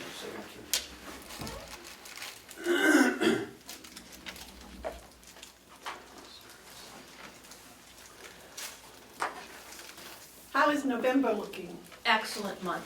I actually brought him up so Lisa could walk us through it. Excellent, this is the most you've ever gotten. That was October, yes. Yeah. Yes. So far, it looks like we're Awesome number. up 10% for the year. Wow. Great. We have 2 more days, today and tomorrow, left in November, and November is doing very well. These are Those are the October numbers. October numbers, you gave this to us Yes. before. That's right. We had these before. Oh, she just left them on my desk. That was back when. We're almost at the end of the next month now. Yeah. It's almost November, and you said November is even better than October? No, but it's very good. It's very good. So you got 106,000. That was the most for any year that I have records Yeah. back to, which is back to 2007. Yep. And you've had close, but nothing over 100. What do you attribute that to? Did we sell a railroad or golf course or hotel? Big dollar items are selling like hotcakes. Is this a case with the sales are down but the value is up? That's correct. Wow.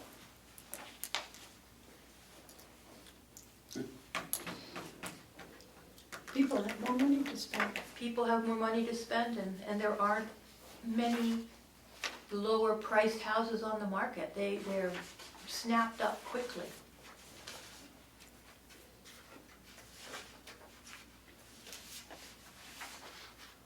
It's good for the county. Yep. And November's, you think November will beat last year's November? Yes. I mean, Excellent. And we have a day less this November than last year, but it will beat it, I believe. All you need is 90,000 to reach your budget, We're doing well. and anything in December is gravy. Nice, nice, nice, nice. Good job. Anything else you'd like to share with us? That's all I have. Happy Thanksgiving. Happy Thanksgiving to you. So have a good one. I'll get Thank that you very signed. much. Thank you. Really? David, Somebody has it, I don't have it. What, did you sign that, David? right under your hand? Oh, thank you. Happy Thanksgiving. Happy Thanksgiving. Thank you, Lisa. Thank you. Happy Thanksgiving. Okay. Now. Dreaded budget. Okay. So we're all done with, before we do that, can we just do these minutes Oh, sure. and get things kind of cleaned up?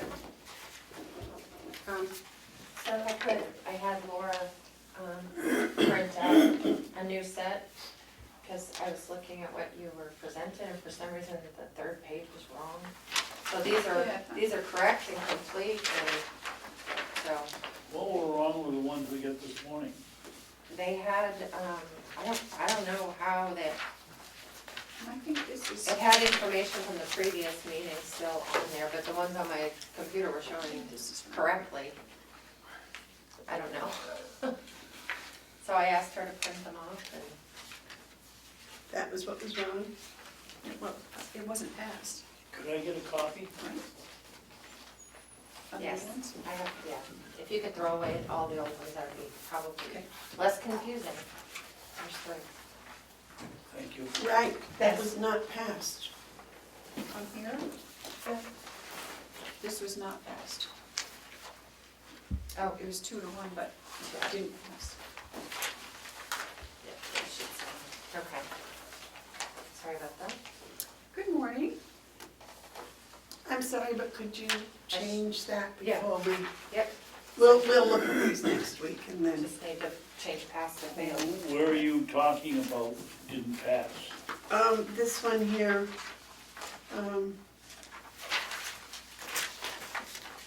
this one right here, it did not pass. The first one passed, the second one did not.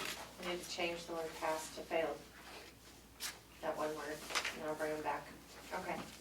Jeez. Thanks. Here, do you want this, do you want these back? That way you don't have to print the whole thing, it's just that one page. Thanks. There you go. Here, Melissa, you can have them all.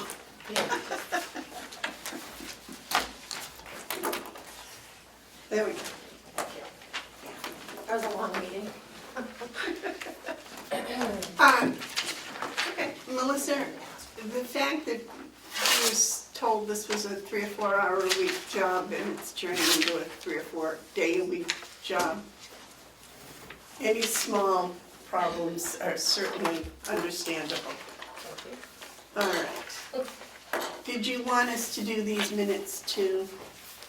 The ones in the packet are, the ones in the packet are non-public, so I don't know if you want to do this in non-public, but. And these are November, is this one you just gave us, November 20th? Yep. That's the three non-public from last week that I did. Right, but I mean, you can have this one back too. We'll keep the non-public, Oh. you can have that one back. Good? Okay. That way I don't have things that aren't. Thank So you. this is the one you're saying was not right. Yeah, correct. That's why I just get rid of all of it and she'll get us something back. I thought we requested from Melissa if one of us seconds something for discussion and noted in the motion so that you don't get tagged with supporting something you really don't want to support, but you like to have the other members have the opportunity to discuss it. Okay. I thought that that's what we were going to do. Because I know Terry has seconded a couple of ones and I know she wasn't gonna vote, but at least gave me the opportunity to Talk about it. Okay. give my opinion. Right, I can correct that one to include that she seconded it for discussion as well. And I think, Yeah, I'll I try to, think you seconded this one. I did. I'll try to catch those. If you, I don't know, if it's the board, I don't know whether you agree with me, but No, that's fine. That's why I do it, so that you can, I think, no, I'm saying, I'd like to see it on any motion. If somebody says I'll discuss it, I'll second it for discussion, then it goes into the verbiage on the motion so that we know that they're just trying to help the board. here. It's fine with me, I have no objection. Okay. Okay. Can't avoid this any longer. Is this gonna be a long discussion? What are we discussing? The final version of the 2020 budget? Probably. Okay, so you wanna do the yellow folder and everything else and then take a short break and then come back to the budget? Okay. Does that sound about right? Whatever. We finish up the meeting, and then we can come back to the... Okay, is there anything in the yellow folder? Yes, there is. We've got Hale's location, checks. We've got 2 other checks to sign. Kathleen Golding's check for $1,000.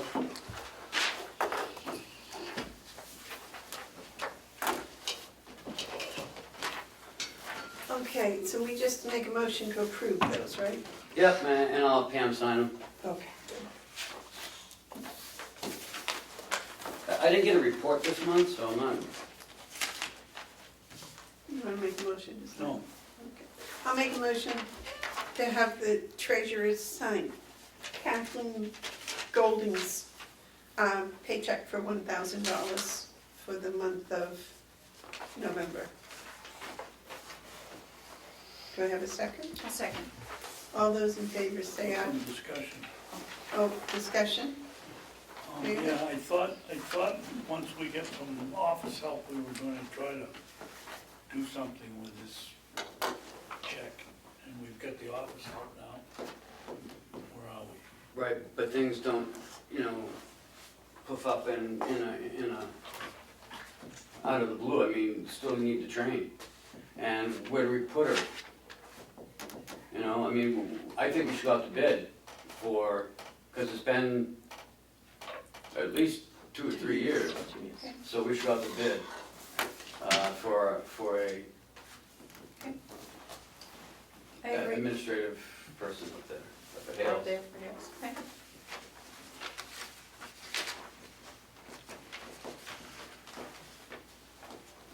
Do we have a job description for her? Yeah.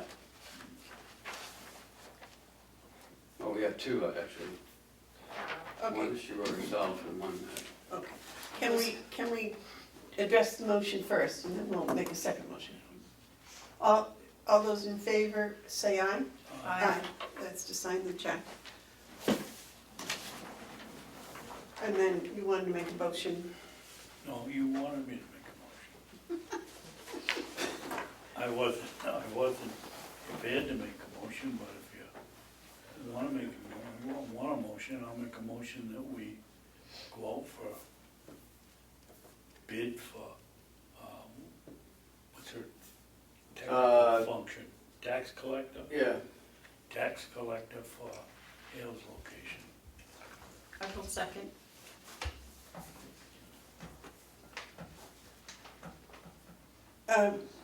David, shouldn't that have a time frame on it? Yesterday?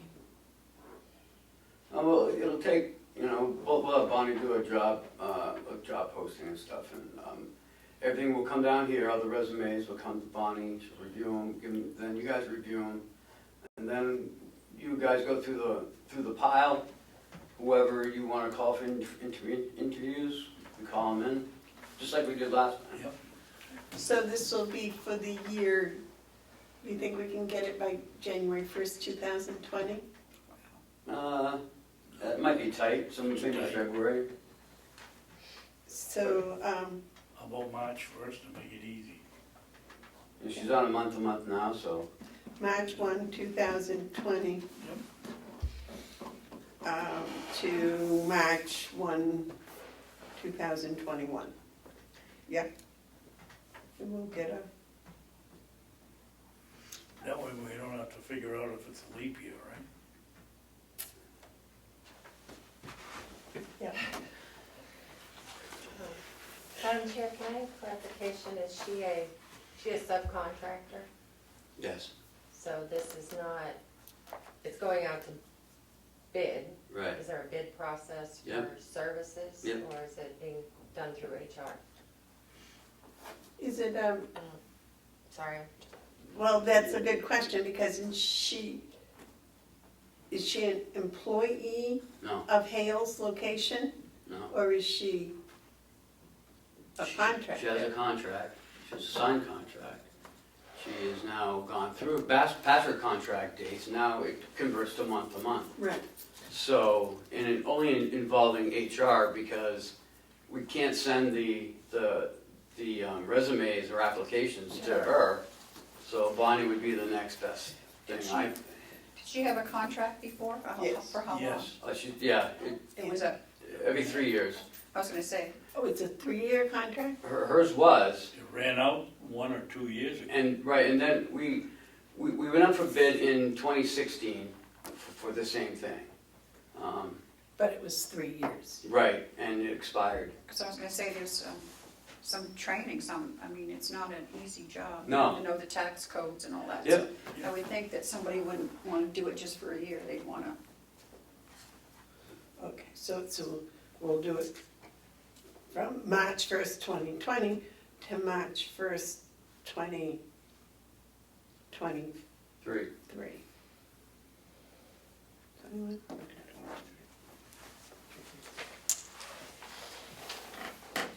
And I think one of those is a leap year, so we'll get an extra day out of 2020. Oh, we have to go into non-public about this. them. Okay, This is just a receipt for municipal aid for $46. Oh, yeah. You gotta go into non-public. Right. And this is the account, 94,941 is in the bank. that's FYI, right? Yeah. Okay. Anything else in there? No. No.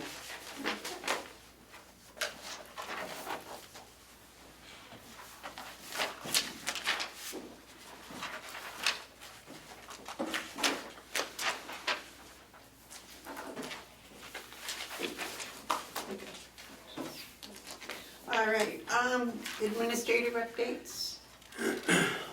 Christmas is on a Wednesday this year. What do you want to do about the meeting? Hold it. You know, good luck, you guys will be by yourself. Oh. And I don't think half of you will even be here. David can play Santa Claus and bring us all gifts. well, you said yesterday you were gonna be here anyway. Okay. Not Christmas. I thought he said. That's what No. you said. That's what he I said, said, I'm what pretty about sure. Christmas? And you said you'll be here. I'll be here Friday, but not Christmas. So we can have it the 23rd, Monday, or Friday the 27th. The office is open Thursday and Friday? Yes, but I don't know how many people are taking days off yet, so. Like, I'm the only one in the office. And New but- Year's is on a Wednesday also. Yep, no, New Year's Eve's, on Tuesday, and New Year's is on a Wednesday. So, That's not so tight. but they have New Year's Eve and New Year's off, and Christmas Eve and Christmas Day off, right? Those are holidays. No. No, Christmas Eve. Christmas Eve's not. Only Christmas Day and New Year's Day. Really? Mm-hmm. People on those days off, they have to take either personal days or sick days or holidays. Will there be Vacation anything days. that you could see that would be really pressing, that we would even have to have a meeting on that week? No, I would like not to, because that, that's school vacation week. And I like to go skiing. Yeah, but the slopes are crowded. That's okay, I get a season pass. Still crowded.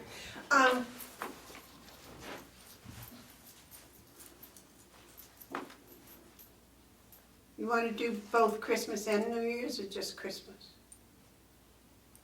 Well, I don't think we can not have a meeting the next. Yeah, I mean, New Year's Eve isn't, New Year's Day isn't such a big deal.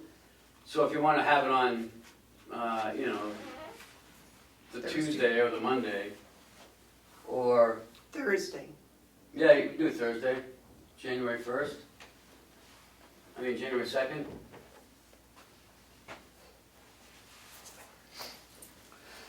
So,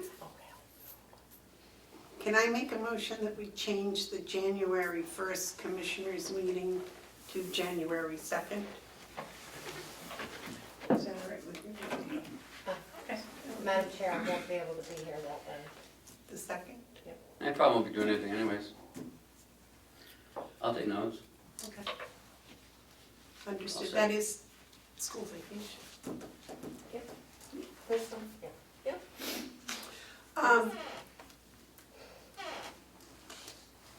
Do I have a second? I'll second. All those in favor say aye. Aye. You want to make a motion about Christmas, you do? Well, what did we decide? Not We're to not have? having, not having. I'll make a motion that we don't have a commissioners meeting on December 25th or that week. Who seconded that? You second.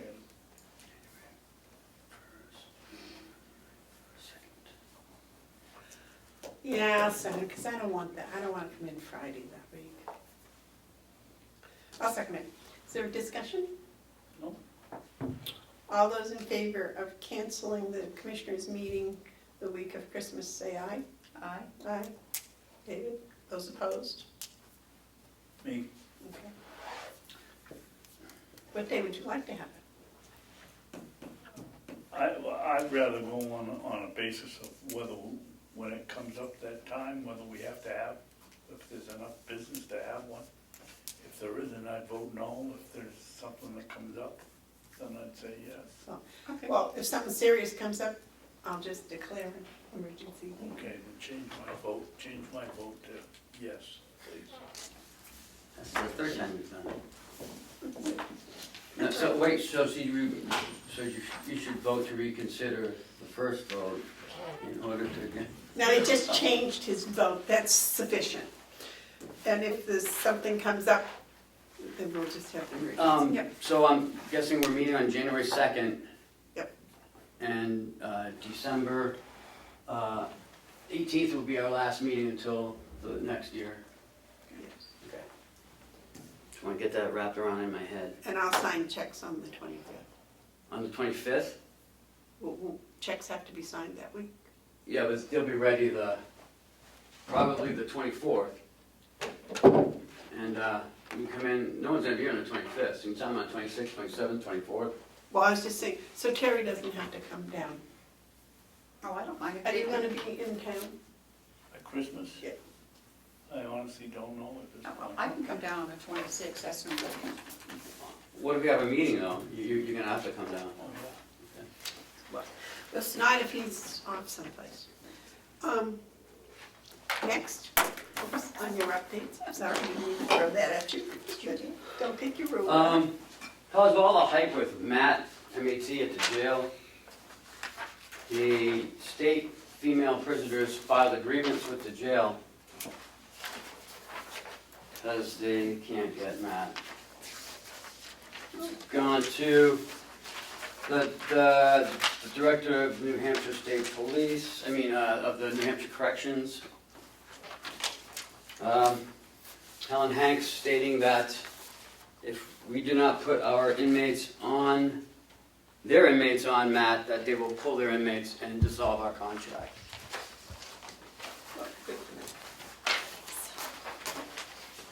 Well, I can get the email too. Did you say good enough? I said, good for them, And on that note, Rockingham, because we already voted last week to continue MAT for anyone that comes here on MAT. So if these people want to introduce MAT to their inmates in their jails before they get here, that's their business. Nothing to do with us. Rockingham is also writing a letter, and it will state that unless Carroll County provides MAT for their females, that they will pull their females as well. But isn't it a moot point at this point? Ken, as Amanda said, voted last week to, if they're on a program, to continue it. I'm just letting you know. Well, That's all I got. I don't know what else to tell you. Well, it appears to me from these emails that they're saying if you don't let the MAT program, well, we voted to have it. So why are they sending it? But continue to read the email. It also states that we have to transport the inmates out of the facility each day to receive the MAT. Because the doctors will not prescribe MAT to some inmates and not others. Where is that in here? Is it in this piece of? Yeah, it's in this one. So this is what I'm understanding now. I'm just putting it out there because that's what I was told. Why don't you send it to Liz and let her figure it out? Let her fill it what out? What they're trying to say. Well, it's the doctors who are saying it. They can't treat different people with, at different levels, with different medication. Why can't they? Why can't they? From what they said, that if they feel that someone needs MAT, they're gonna give it to them. Maybe we need a different doctor. You won't find one. That's why all the jails are going to these people, because there are no other affordable. Well, there's only three jails that are doing this now. That's doing that? No, I think you'll find most jails are gonna be doing it, or going to it. Well, very they shortly. may be going to, but they're not doing it yet. Mhm. That's the state. Now, if they're, my question is, if the state wants them on, how come they didn't put them on in the state prison before they sent them here? Why aren't they already on a program?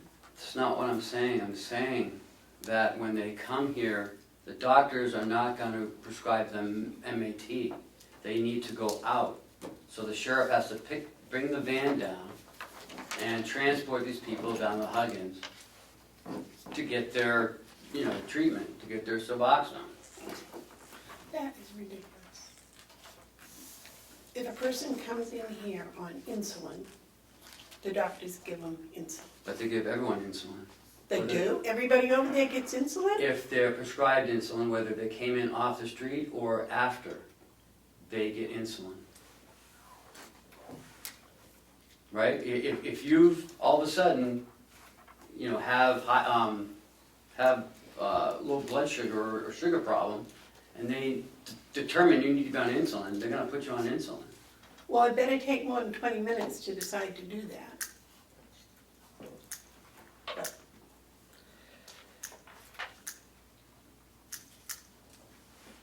first of all, I think they need to do the research as to what we have or have not done here. That seems to be the problem. They seem to be somewhat misinformed as to what has actually been approved and not approved. And, But the doctors are not gonna do that. okay, that's fine. Then the doctors will be in contempt of our directions. Does the contract say that there's only one doctor?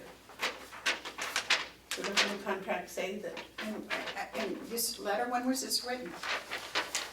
Steve, I don't know. Today? yeah, It was written today? I don't know, I just got it. And how do they know what's been pulled out of our budget? I don't remember pulling anything out of the budget for Matt. Yeah, I think this is a bunch of crap. Okay.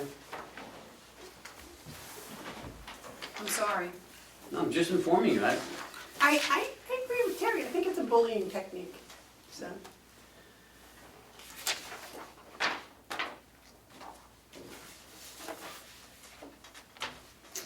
Any other administrator updates? Yep. I got some. I'm just. We didn't pull any money out of this line. What line? It's just my concern that money has been cut of the doctor's contract line. Yeah, we did. 61. We cut 10, I think. No, we cut $3,500 or something. Oh, Yes. jeez. It was a minimum.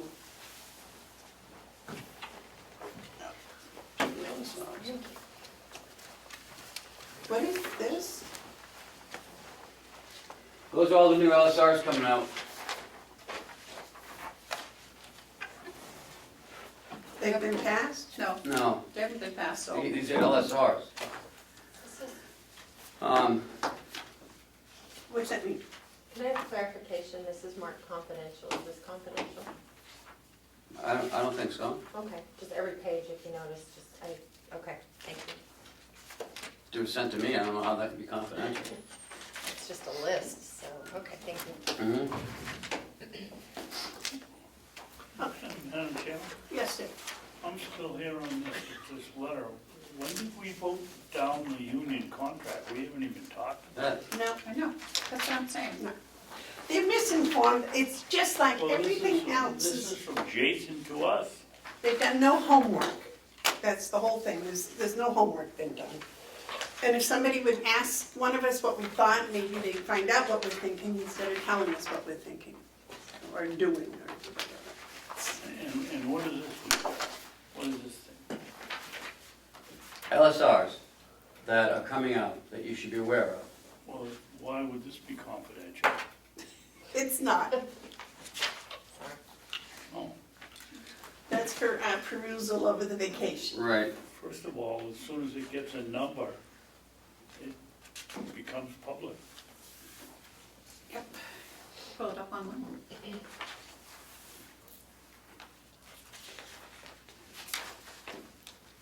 Okay. And that's all I have. Commissioner updates. David, do you have any commissioner updates? Last week, no. Carrie, do you have any commissioner updates? I will. The commissioners were invited to the family dinner at White Horse Addiction on Friday. Amanda and I went, and I found it very informative. And we talked to several counselors and several people that are in recovery, and I actually learned a lot. And I think that anybody that's interested in this, they should stop by there and actually talk to some people and get different opinions. And, I'm very glad I went. It was a very nice dinner. Apparently they have it every Friday night. It's a family dinner for their clients and their families. There were little kids there. It was very nice. These are people that are their clients that are in recovery or work for the White Horse. It was fun. It was really enjoyable, and the food was absolutely delicious. And they had a birthday party because there was one young lady that it was her year anniversary Yes. of being clean, and she was so ecstatic. Hmm. I mean, it was really, yeah, it was very, very nice. And one gentleman celebrated his 64th birthday. So yeah, it was a great community feeling event. I guess that's the word. There was nothing sterile about it. It was like going into someone's home for a dinner and celebration. There must have been 25 people. Yeah, at least, yeah. It was very nice. So David used a very good 3 meal. To sleep. Any other commissioner updates? I think that's it. Are you on the agenda, non-public? I'm hoping. Oh, all right. Any tabled items? No. Nope.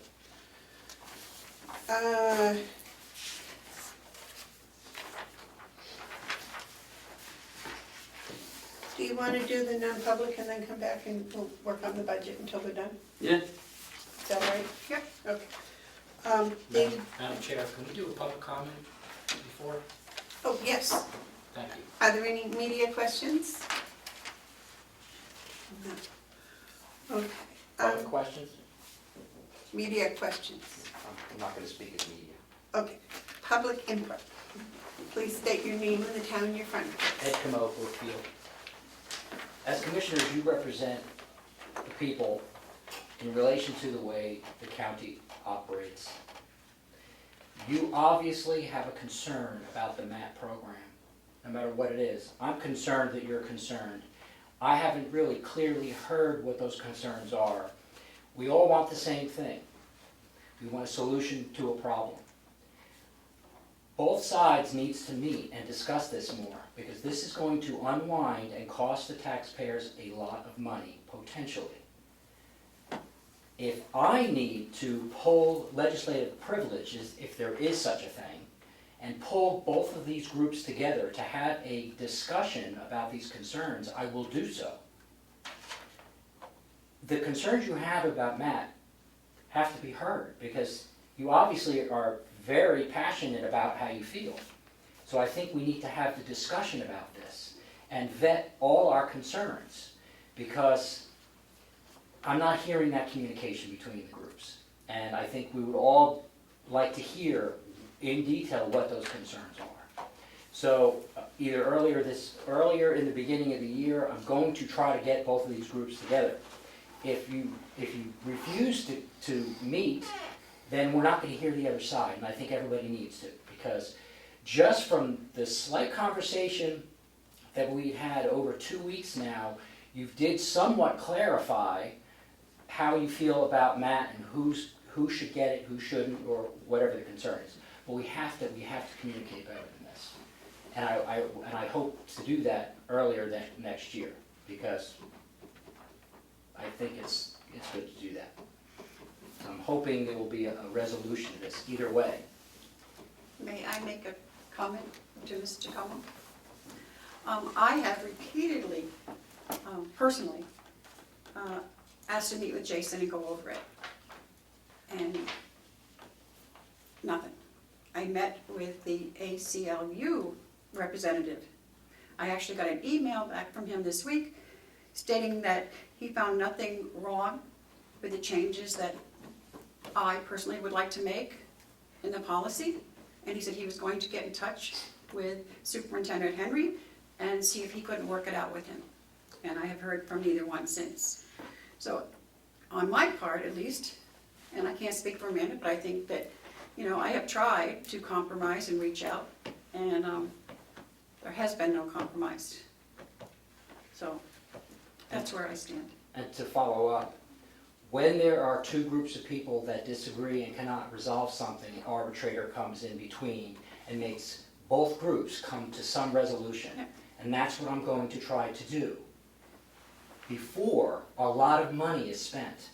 I don't know why in politics people take both sides, they stay in their corner and they don't communicate, especially when it's not a simple item like the appropriation for medical waste. It's not. This could be millions of dollars. The ACLU sues for lots of money. So there's no reason why we can't get together. I understand there's been some movement, but we should do that in public. Having that discussion in public may actually help people realize that there may be another avenue to take if they're having addiction problems. We have to do the right thing, and the only way to do that is to converse about it. So I applaud the communication, but sometimes when two groups do not get along, you need a person to come in between and create that arbitration. And if I had my own way, I'd have both groups in the same room on that day, and no one would leave until there's a resolution. Thank you for.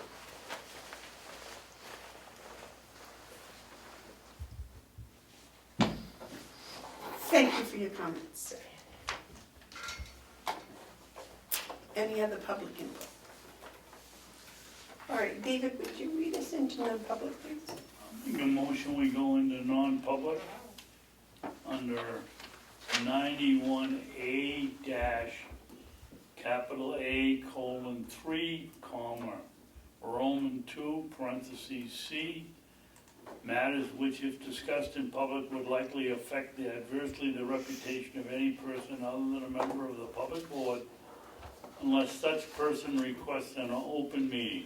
This exemption shall extend to include any application for assistance or tax abatement or a waiver of a fee, fine, or other levy if based on the inability to pay or poverty of the applicant. Is that the What's same? the other one? I would ask under Roman numeral 2, sub I, consideration of matters relating to the preparation for and the carrying out of emergency functions. Kilo, which one? 91A3, section 2, sub I. Okay, 2I, right, okay.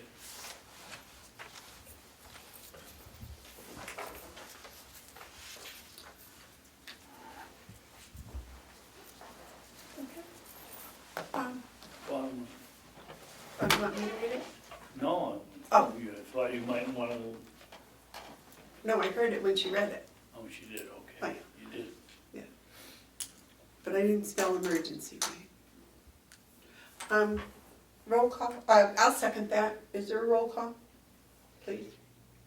Commissioner Babson? Yes. Commissioner Bevard? Yes. Commissioner McCarthy? Yes. Okay, I make a motion that we come out of non-public. Somebody want to second it? I'll second. All those in favor say aye. Aye. Aye. David? Aye, David. Aye. I make a motion that we seal non-public session 1 and we seal non-public session 2. Do I have a second? Second. All those in favor say aye. Aye. Aye. I make a motion that we take a recess until 12 o'clock for lunch. And then we're coming back and finish the budget. We're gonna have to run because we were late yesterday. All right, 12:15. Are we on? Okay, recess is over. Back to work.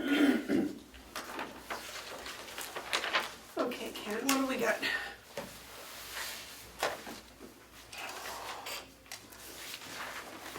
Well, we need a couple things. We need, we need to find out how much you want to use to offset this, let's see, it's 20, 16, this, about a $3 million increase. Last year we used 2.2 million. If we use 2.2 million this year, it'll still be 1.4 million over from last year's amount to be raised by taxes. Do you have the final budget total? Is it here someplace? It's on the summary sheet. 22,341? 34. It's 34 million. 4,574, I handed 19 out last year. I already handed out 2019, so. And the revenue is what? The revenue is just 14.5 million. Okay, so those are good.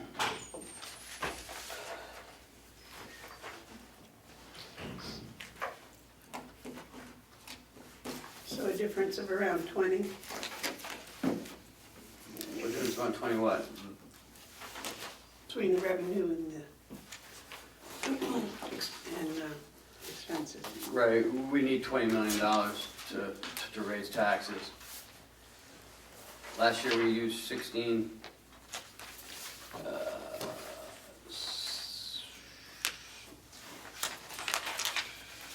I think 16,551.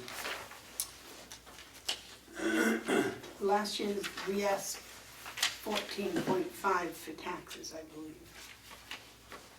I think it's more like 16. But let me just double check.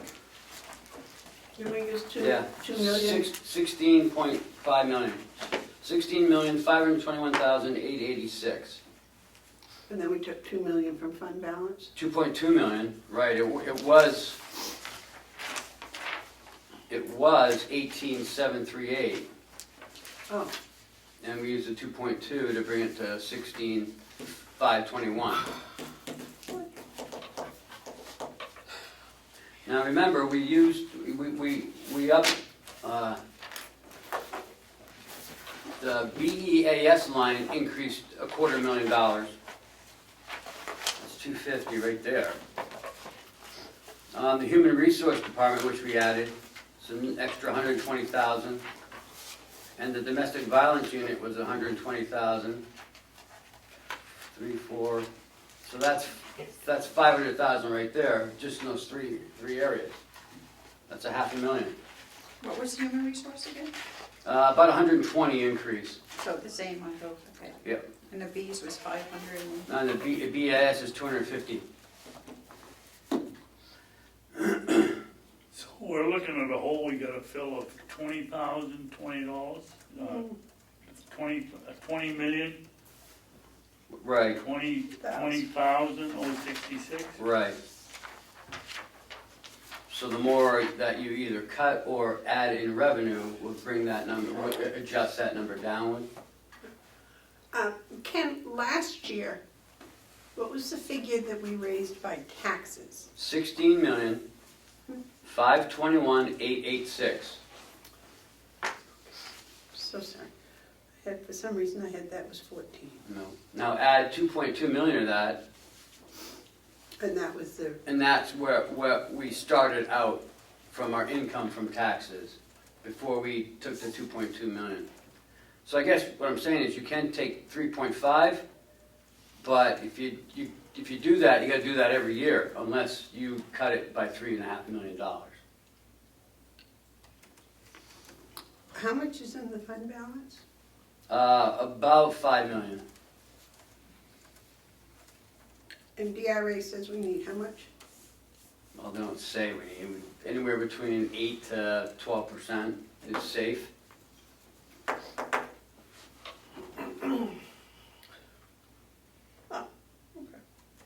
But again, we haven't raised taxes in 4 years either.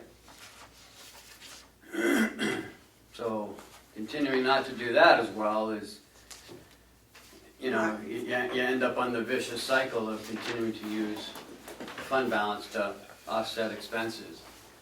If you want to use fund balance to offset one-time expenses, that's great. But the ones that keep repeating, you're going to keep repeating the fund balance or raise taxes to cover that. I actually believe that this year, people have more money in their pockets. Last year, I really didn't think raising taxes was a good idea because people were still just starting to recover. And I feel, and apparently the real estate seems to reflect the same thing, that, you know, there were more jobs, people have been employed, unemployment's really low. And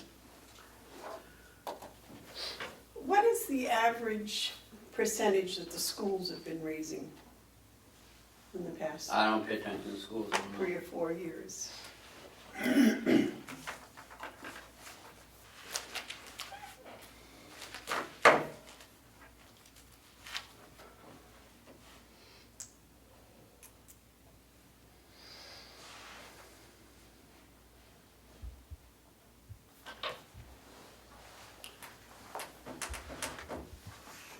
So if we need roughly 4 million,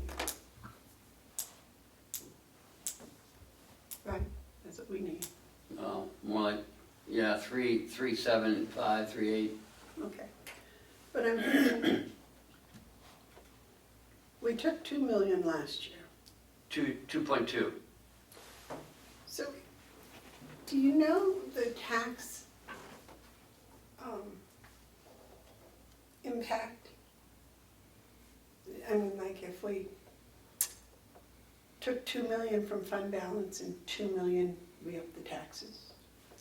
It'll be pretty close to what it was when we did the 2.5 million supplemental budget.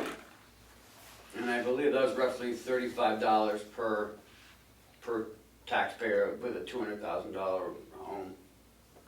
But I can have Kathy run some, closer numbers.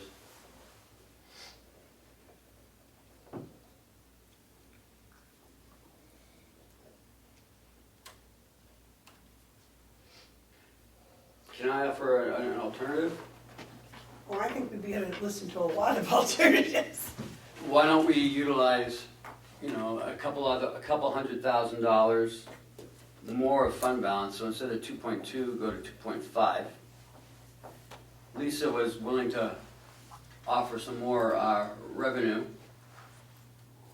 I'm sure we can squeak just a little more revenue out of the nursing home in the pro share. Because we know that's gonna be a little bit higher than what they brought it in. And that way, I don't, we need to raise the taxes. I'm not sure if it's 2 million all in the first year. I think maybe 1 million the first year, and then, 1.5 the next year, go slowly. But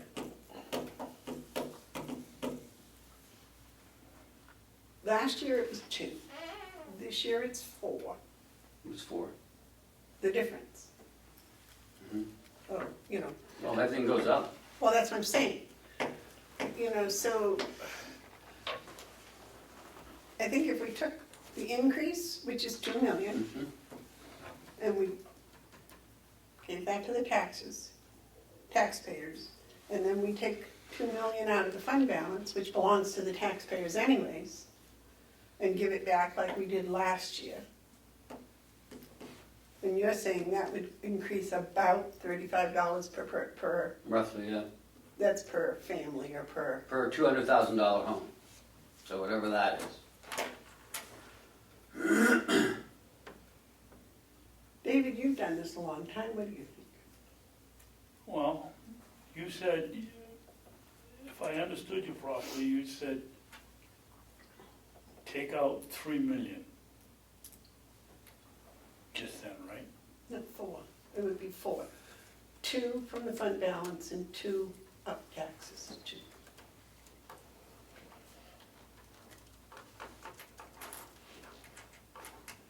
Two from the fund balance and 2 from taxes. Right, we took 2 from the fund balance last year. Well, how about some cuts in the budget?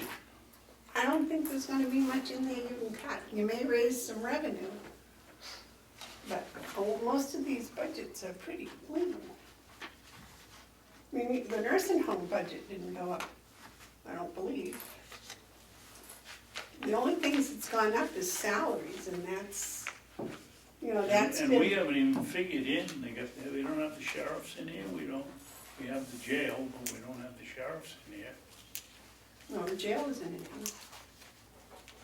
Their contracts, those contracts aren't signed on in here. You put, So we those don't out, have right? either the sheriff or the jail in here, so that's gonna drive it up some more.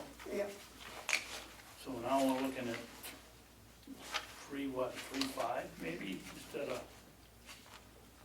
well, no, that's why I rounded it up to 4 million. It's not 4 million. oh, okay.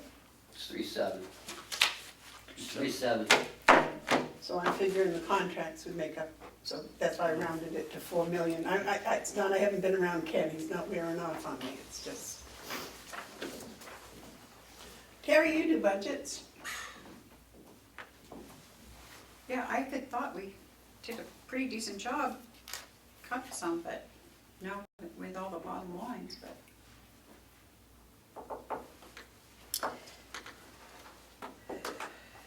Do we have anything that shows where we over budgeted last year, on things that we have some control over? What? Do we have, we can look in here and see what's budgeted for last year, and we can see what's spent. Yeah. So that was a stupid question. We've already cut them. Well, and I gave it a sheet from 2019 of what, you know, of what we did, pretty much. Right, but it doesn't show what was actually spent. Is that Well, no, it won't show that. It's just a summary. Yeah. But- See what, you know, But that's what David did when we were going through the budget. He took the September numbers and divided by 9 and multiplied by 10. And I think we asked Ken, he had some that were even up to date as Yeah. of yesterday. Yeah, so anything that there was a big gap difference, we cut. I mean, you know, we did add two new departments too, so, Yeah, that's only 240,000. yeah. Well, They might not take, well, how much was where is it in there, the attorney, 120. 120,000. that's all? Yes. yeah. Well, there's one we could cut. You do that 2 or 3 times and you're up to $1 million. Do it 10 times.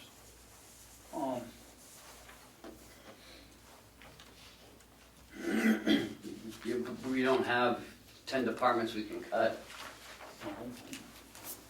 I mean, you're right, you guys went over this budget pretty darn close, and we adjusted a lot yesterday.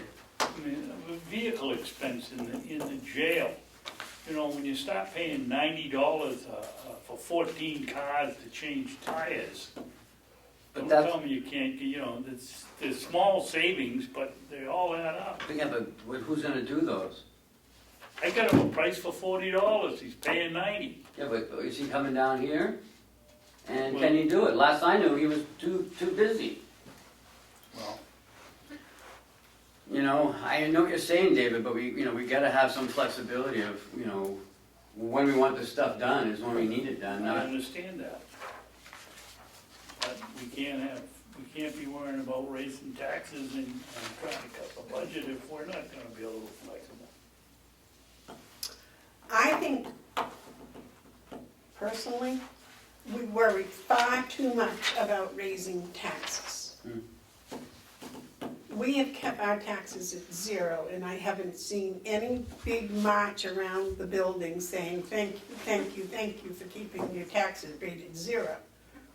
Now, on the other hand, I've seen multiple people at school board meetings when they raise 10-12%. yes, double-digit percentages. So I'm not thinking that the people are really going, you know, the fact that we haven't done this, we haven't raised taxes, we've had the savings, and you gotta remember, we have a fund balance because everybody pinches pennies all the time. So we end up with a fund balance, we give it back to the taxpayers. I think this bit of having a $5 million fund balance is not good. I mean, that's taxpayers' money, and we need to give a big, you know, we need to give some of that back. Bad. Yes. And if we give 2 million back, that would leave us about 3, and we raise the taxes a little.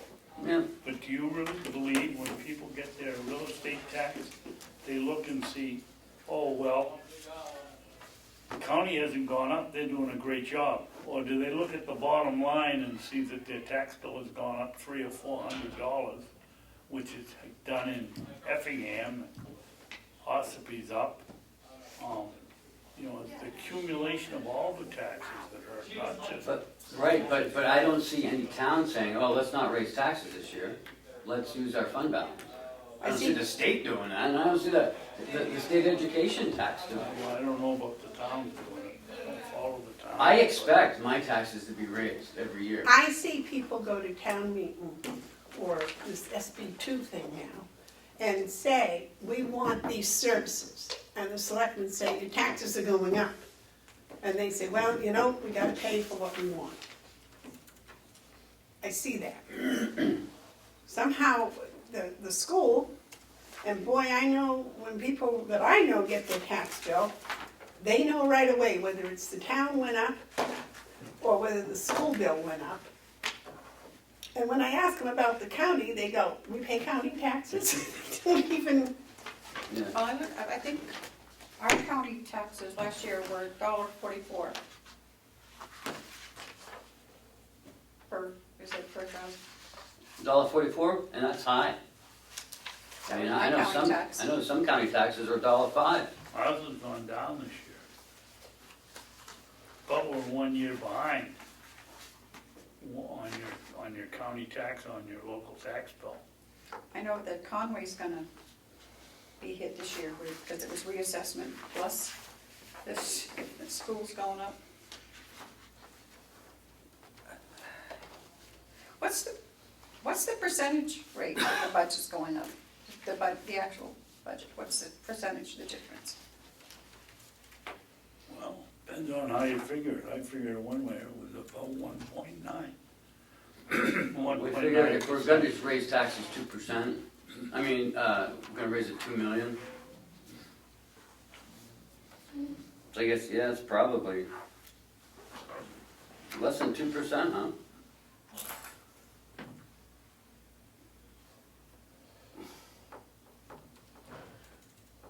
Four, you said it went from 18 to 20, right. so that's a 2 million out of 20, I mean, out of 18. It's a 9, The whole budget's though 34. it's a little, right about 1%. That's not much. That's not much if you look at it that way. That's not even cost of living. Yeah. So here's what I'm thinking, our department heads have done such a good job, because the salaries have gone up at least cost of living, and yet their overall budget for the whole county is not gone up cost of living. Yes, sir, you had a comment? Thank you, Madam Chair, for taking my question. I like to see in any budget a showing of the discretionary spending and non-discretionary spending. That way, the delegation who has to approve this budget can see, you know, what you have to have and what you may have. A good example is the $6,000 that's in the IT budget for putting TV monitors in this room. Is that discretionary or is it non-discretionary? I would like to see, if I was trying to sell this budget to the delegation, I would like to see those two columns. We need, we have to have.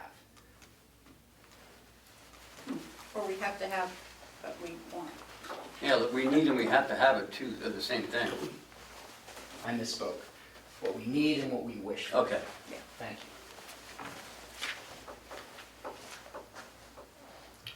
But that's part of the problem. Everything that was presented has been able to be justified Really? as a need. Treasurer needs a cell phone, the registry of deeds needs a cell phone. We all need cell phones? I don't think so. We get along fine without cell phones. Well, I Yeah, don't we use can't- electricity, so let's shut off the electric bill. There is no electricity in my house, so let's shut it off here. All right. I don't need electricity, why would you guys here need We don't need electricity? electricity. Not if we had solar. That would save us a lot of money right there. It costs us a lot too. Yeah. Wouldn't cost us anything, we put it in for nothing. We put it in for nothing. Okay. All right, so I'm gonna put 2 million in the surplus to reduce taxes, Yeah, and taxes are going up 2 million, or 1.8. Or did you want me to put 2.2 like we did last year? Leave surplus at 2.2? I'd like to see that come. Down a little bit, okay. Although, what was that fund last year when we got here? What was our fund balance last year, about the same? I thought it was 4. Well, we've saved almost $1 million this year, I think. We would've saved a lot more if we didn't do the parking lot and all this other stuff, but, yeah. But again, we got 170,000 in just lighting incentives that have come in from PSNH. Are we gonna get those again? No, it's a one-time deal. We have another $50,000 one coming next month. Okay. And So those that weren't, goes towards fund balance. yeah, those weren't in the budget. So I'm just gonna leave it at 2 million, and then whatever's left goes into taxes. Wait, What's our alternatives? I use- mean, I really don't wanna start going through this all over again. Are there some cuts somewhere that are blatantly that we can cut? I mean, No, I think if there's anything, we can add a little more revenue, but not a whole heck of a lot. well, I hate to do that, because that's what they did with the nursing home before, right? They added Yeah, revenue. in 2015. Yeah, but that was McConkey and we went from, we missed our goal by, on the same line item, we missed it by 137,000. They missed it in the delegation by 880,000, and that was on the assistance of Chairman McConkey to raise the figure. We begged him not to raise it. And he said, well, that's when we get the famous statement, we'll give it the old college try. And it didn't work. Maybe we can raise revenue a little bit, but you certainly don't wanna put us behind the 8 ball by raising it. Well, you're only gonna raise it probably, 200 and, if you wanna go that high. $250,000, somewhere in there. How much, $1 million? No, $250,000. Maybe, yeah, If you're lucky. maybe. If you're lucky. And the thing is, we got money in fund balance that we could pay this off and not raise taxes at all. But it's gonna double again next year. Right. Just like it did last year. I mean, and we told them last year was a one-time, because we needed it. There were a lot of things we had to upgrade and we had to get up to snuff. And we're pretty much there. And so I don't know. Okay, so I got 2 million. And that, and the rest will go into the amount to be raised by taxes, which will be about 1.9 now, looks like. 1.9 million, which is about 1%, you said. So,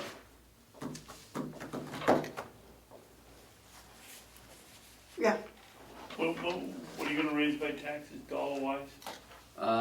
18, no, 15, 17, 5, 18, like 18.3, looks like, close to that. I'll let Kathy give me the exact number.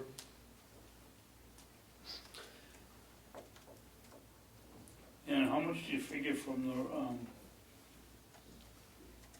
unfunded balance, the surplus? 2 million, 2 million. yeah, even.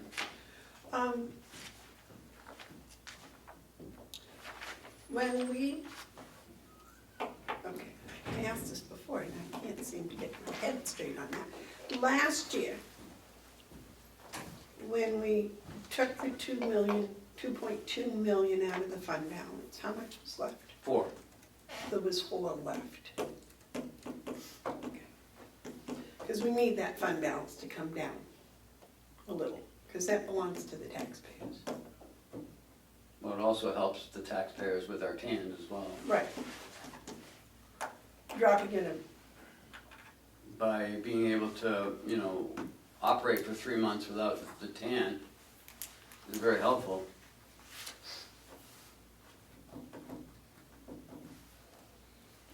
Do we have any idea what the monthly payment of interest is on the TANs if we take it at a couple of million at a time? Right now, I believe the budget's set at 55, but we're not even close to that. I think we're about 28 to 30,000. we got 5 more weeks. Yeah, but remember, we've already started getting some tax revenues coming in. Eaton sent it, and Chatham has sent it.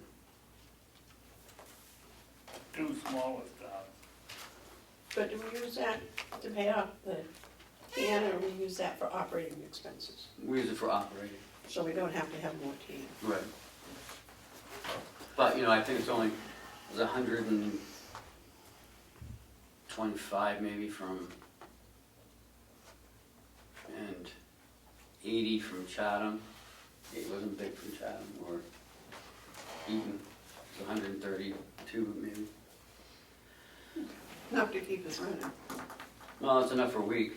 Well, can we look at the capital expenses again? Is there something in there that we can downsize a little? There's only 600,000 in all. 400,000. We took out 140 out of there the other day. Oh, no, okay. Do you have that on here? I mean, you know, from what we did and from what you guys did, a lot of budgets didn't go up at all, I know. you know, so I That's don't. why it's, It's, you know, Deeds was under. You know, I mean, we had those big increases, like 250, and the health insurance is up, you know, 10% for. Well, and we don't Budget. know that. Hmm? We don't know that. Right, but for But this budget it is, it's up 10%. And when you're talking, you know, $4 million for that, 10% is a lot. Was it 400,000? Close to 500,000, yes. So.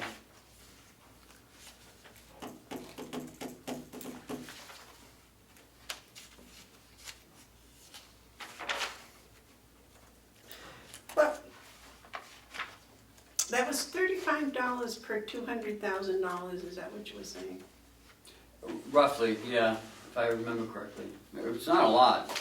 Well, you can't even take two people out to dinner for $35. You go to McDonald's now, it costs more than $35 for 4 people. Well, four, yeah. um,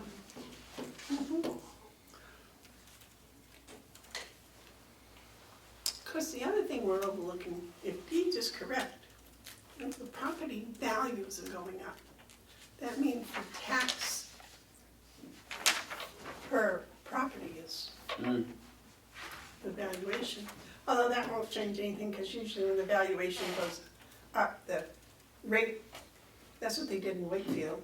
They went through and they reevaluated, everybody's house went up, and yet their tax rate went down, but the taxes, dollars and cents you gotta pay, went up. Huh. So, didn't make a lot of sense. And remember yesterday too, we took 12,500 off of, well, about 12,000 off of NBC's capital. Told Bob he had to work with that Right. money. Right, we cut. Yeah. But I don't see really anything but to either cut out departments or just go with our plan or Amanda's plan.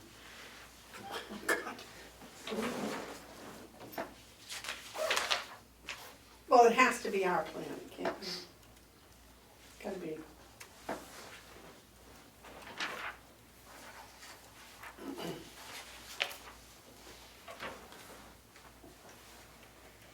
Does anyone have any other suggestions?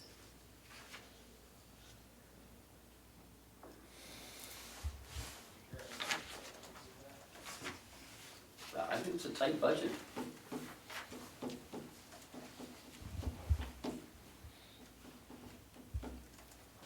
What did Conway's budget go up? I haven't got them yet. I don't have my first meeting until next week. So, I don't know. Well, the school's outfitting 30 new computers. 30, I know, that's gonna be a, Are those donations? No. no, yeah, from the Yeah, town. for taxpayers. Yeah, Well, sometimes no, the, what is it, Bill and Melinda Gates. oh, yeah, I don't think so.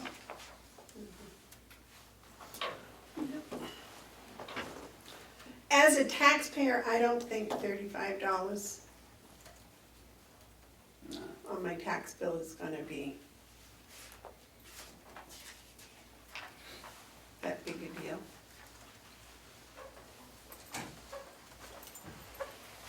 Bob, as a taxpayer in the county, how would you respond to your taxes going up $35 next year? As long as you've done your job responsibly and made sure that we're spending our money wisely, I accept it. Taxes go up, they're inevitable. I don't like it, but taxes go up. Why don't you ask him a fair question? What? You said $35, that's just for the county, what about his state? Well, we have no control over that though, David. Well, I'm sorry, it's still on your tax bill and you still have to pay it. But the only increase that we're responsible for would be $35. I was gonna ask Michaela, she's a resident of Carroll County, how would you feel if your tax bill from the county went up $35? You know, I think as long as we're obtaining services for that money, I don't have an issue with it. Edward? It's your responsibility to come up with a budget. I want to see 2 columns, discretionary, non-discretionary, and let the delegation choose what you really need. If they want to cut out things they feel are non-discretionary, then they'll do so. That's what you're statutorily supposed to do. Melissa, you're a taxpayer. Your county budget's going up $35, what do you think? No comment. Terry, you're a taxpayer. I don't want my taxes to go up at all, I'm already paying enough. That's what you wanna know. No, that's what Frank would say. That's what And David, you're a taxpayer? $35. I know it has to be done, so, I mean, we do it, but that doesn't mean we have to like it. Oh, I would say that, I'm in a position to pay the $35. I don't like to pay the $35, but I don't look at it just as $35. I look at it as my total tax bill for all my properties, and it's much more than $35.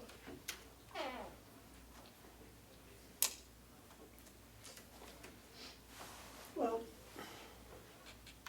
I personally think that we have, and the department heads, I have to keep pointing out that the department heads have done an awesome job on this budget in keeping it, I believe. And then, I mean,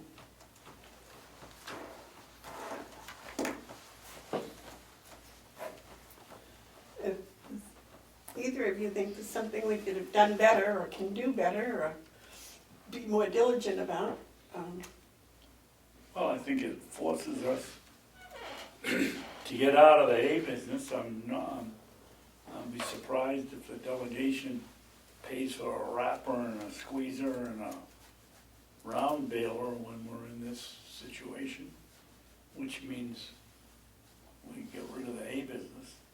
but the wrapper, the baler, and the squeezer could increase our revenue quite a bit. That's what they say about the fertilizer, and it hasn't raised our revenue very much at all. Oh, it has since when they first started applying it, quite a bit. But I think you gotta cut the fields, or you don't Yeah, get the hay, you that's know? right. In my first year here, I think we sold at cheaper prices, somewhere in the vicinity of $36,000 or $40,000 worth of hay. We're down less than 20 now, or what are we, 29, 28, somewhere in there, 35. 35? And that's why I think, you know, if you're gonna run a hay operation with 2 people, you gotta have the equipment to do it.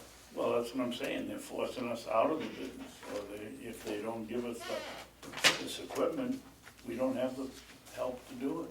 And we're gonna have to raise the revenue somewhere else.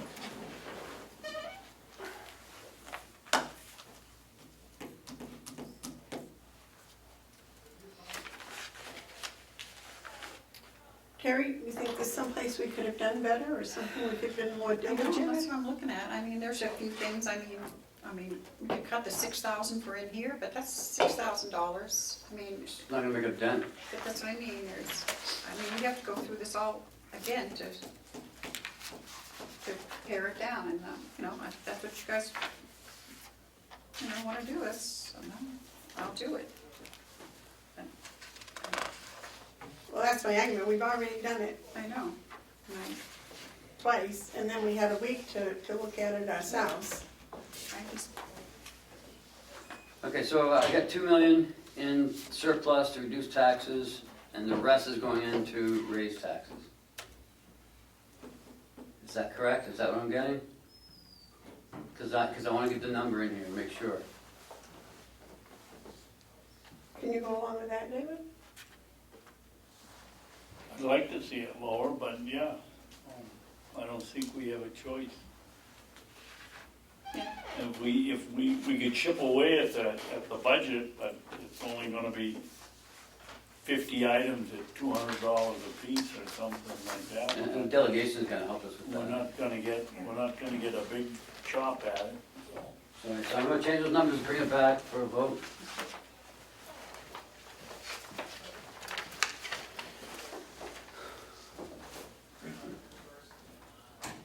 Yes, sir. I have a signed contract that we talked about this morning. Could I take this opportunity while he's doing that to Oh, get a signature? I believe they already gave me permission to sign it, so They did. that's all we have to do.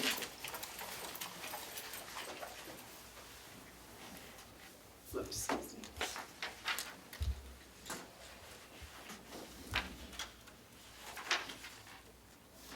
How are we coming on the heat controls, Bob? It's a work in progress. I am the client, I suppose, right? Yeah, Siemens is having labor issues, much like everybody else. And they've got a backlog of work, and we're at the top of their list, but they're getting us done. They're just chipping away at it,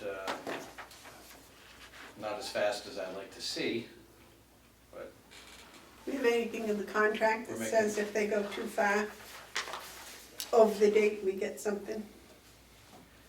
May I ask we're Kayla a question? We're approaching a deadline soon that they promised us that they'll meet. So Yeah, but if not, do we get something back? we win either way. Okay.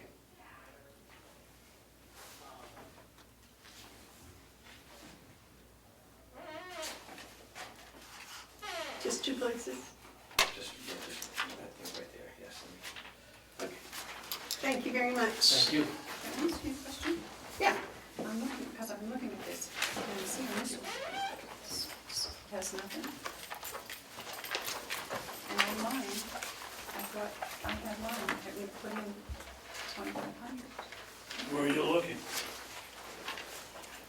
Oh, look at, on, Education and I conferences? forgot it. Page?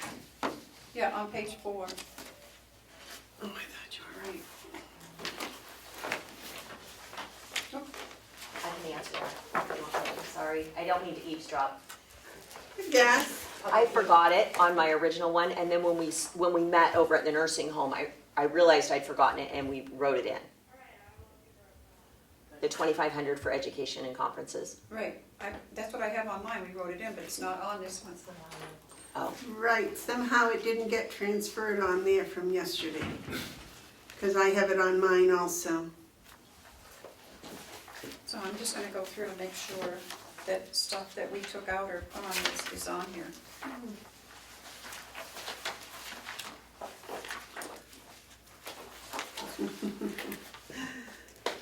Okay, let's see.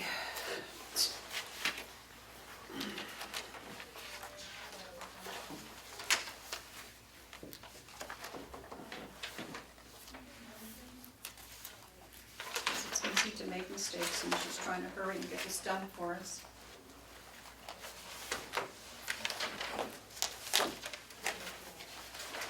Where is mine from yesterday? Must be here.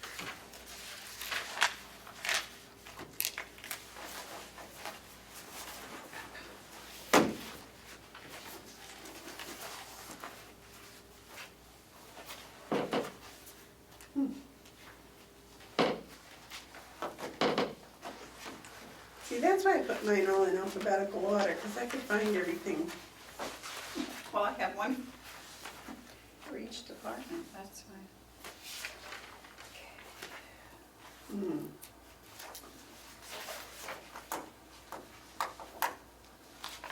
Well, see, as we voted on them yesterday, I'm not being voted. And I thought we filled everything in, and I guess that was an oversight on my part. Do you have it yours, David? I'll look it up. Education and conferences, no, I did not.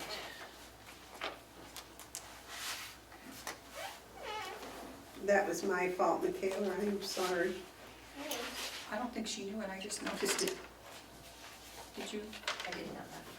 Madam Chair, I don't have record that you voted on the county attorney's budget yesterday. It's not on my list, and then these are the ones that Ken reported after lunch. I don't see it at all. You must have. I mean, No, you know, I don't have it. I have that we did victim services, that we did the prosecutor, that we did the registry. I have it, it's 674,976 voted on 11/25. yeah, Oh, you did? Okay, you did, so I didn't have it marked. Okay. But I don't have $2,500 filled in either. Oh. That's gonna change all the numbers. What was your total, please, again? Commissioner Baxter? 674,976. 674. oh, I have to. Says total. What did you add $1,000 to? We took Or out took away $1,000 from fees and services. Do you have 674? I don't think I put it down, this is what they got, 770. Oh, you That's know, the you know what, commitments. Melissa, Mm-hmm. that 7.4, Here, I didn't No, deduct, it should be 676. 7.3,976. Okay, so the total on today's packet is correct. And it's just missing that I education. didn't take out Yeah. $1,000. Okay. Up top I did, but in the bottom I didn't. Thank you.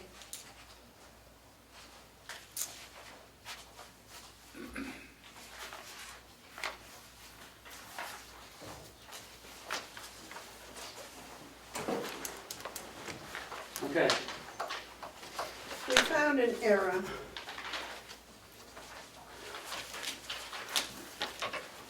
Carrie found it. It's all her fault. Actually, it was just on the first page I was looking at, so I know the first page, but.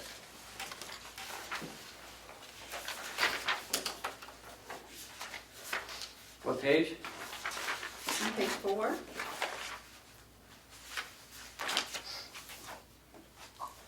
Yeah? 2,500, the education and conferences. There's nothing there, and I have on mine that we wrote in 2,500.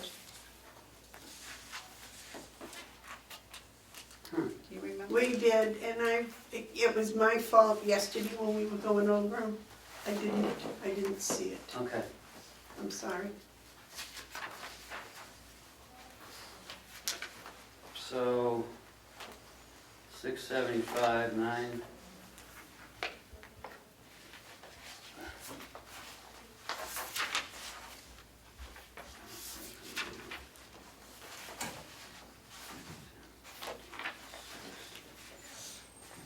So 676.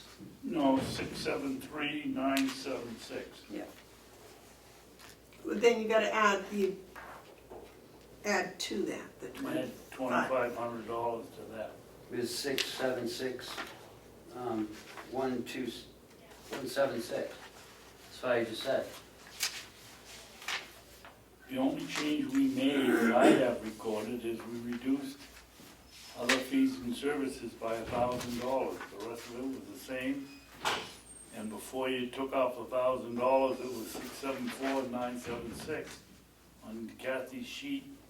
And then I forgot to reduce the $1,000. Well, Kathy And then- reduced it to 67. When she reduced that $1,000 to 673,976, And then we're gonna add the 2,500 Right. that I forgot to write down. which made it up to 676,176. Yeah, because originally it was 3,000 and we took it to down, we did 2,500. So it should be 476, right?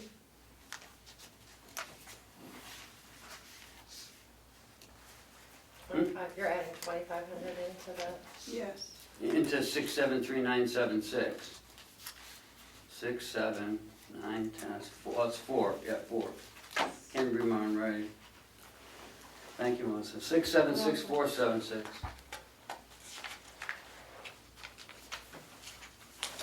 Well, that changed everything by $2,500. Sorry, we should have called you. It's okay, you can't put in a system now anyway, so. It's right in the middle of payroll. So, we go over here to one.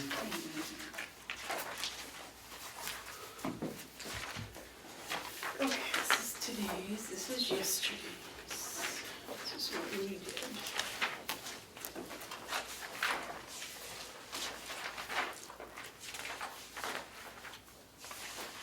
So the amount to raise by tax is gonna be 18,020,066. 18,020,000. 20066, which is about 1.7% increase from last year. Increase in taxes. Yep.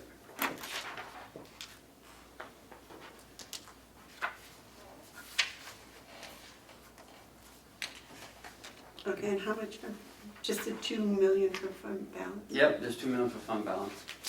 So we brought up, so we raised the amount raised by taxes by $1,478,114. So we really took more out of fund balance and 3/4 went to the amount raised by taxes, so. That's where it stands. Now, who's around either Wednesday or Friday? Wednesday afternoon or Friday? I'm using your stamp for the MS 46, Commissioner, right? I can come down on Friday. Richard, are you gonna be around, Amanda? I'll be here Friday. Okay. I'll send you both an email Thursday night, let you know, Okay. or maybe Wednesday afternoon. It might be ready Wednesday afternoon. Well, I'm out of town all day. Oh, okay. So then let's plan for Friday. Thursday. It has to go No, up. Thursday.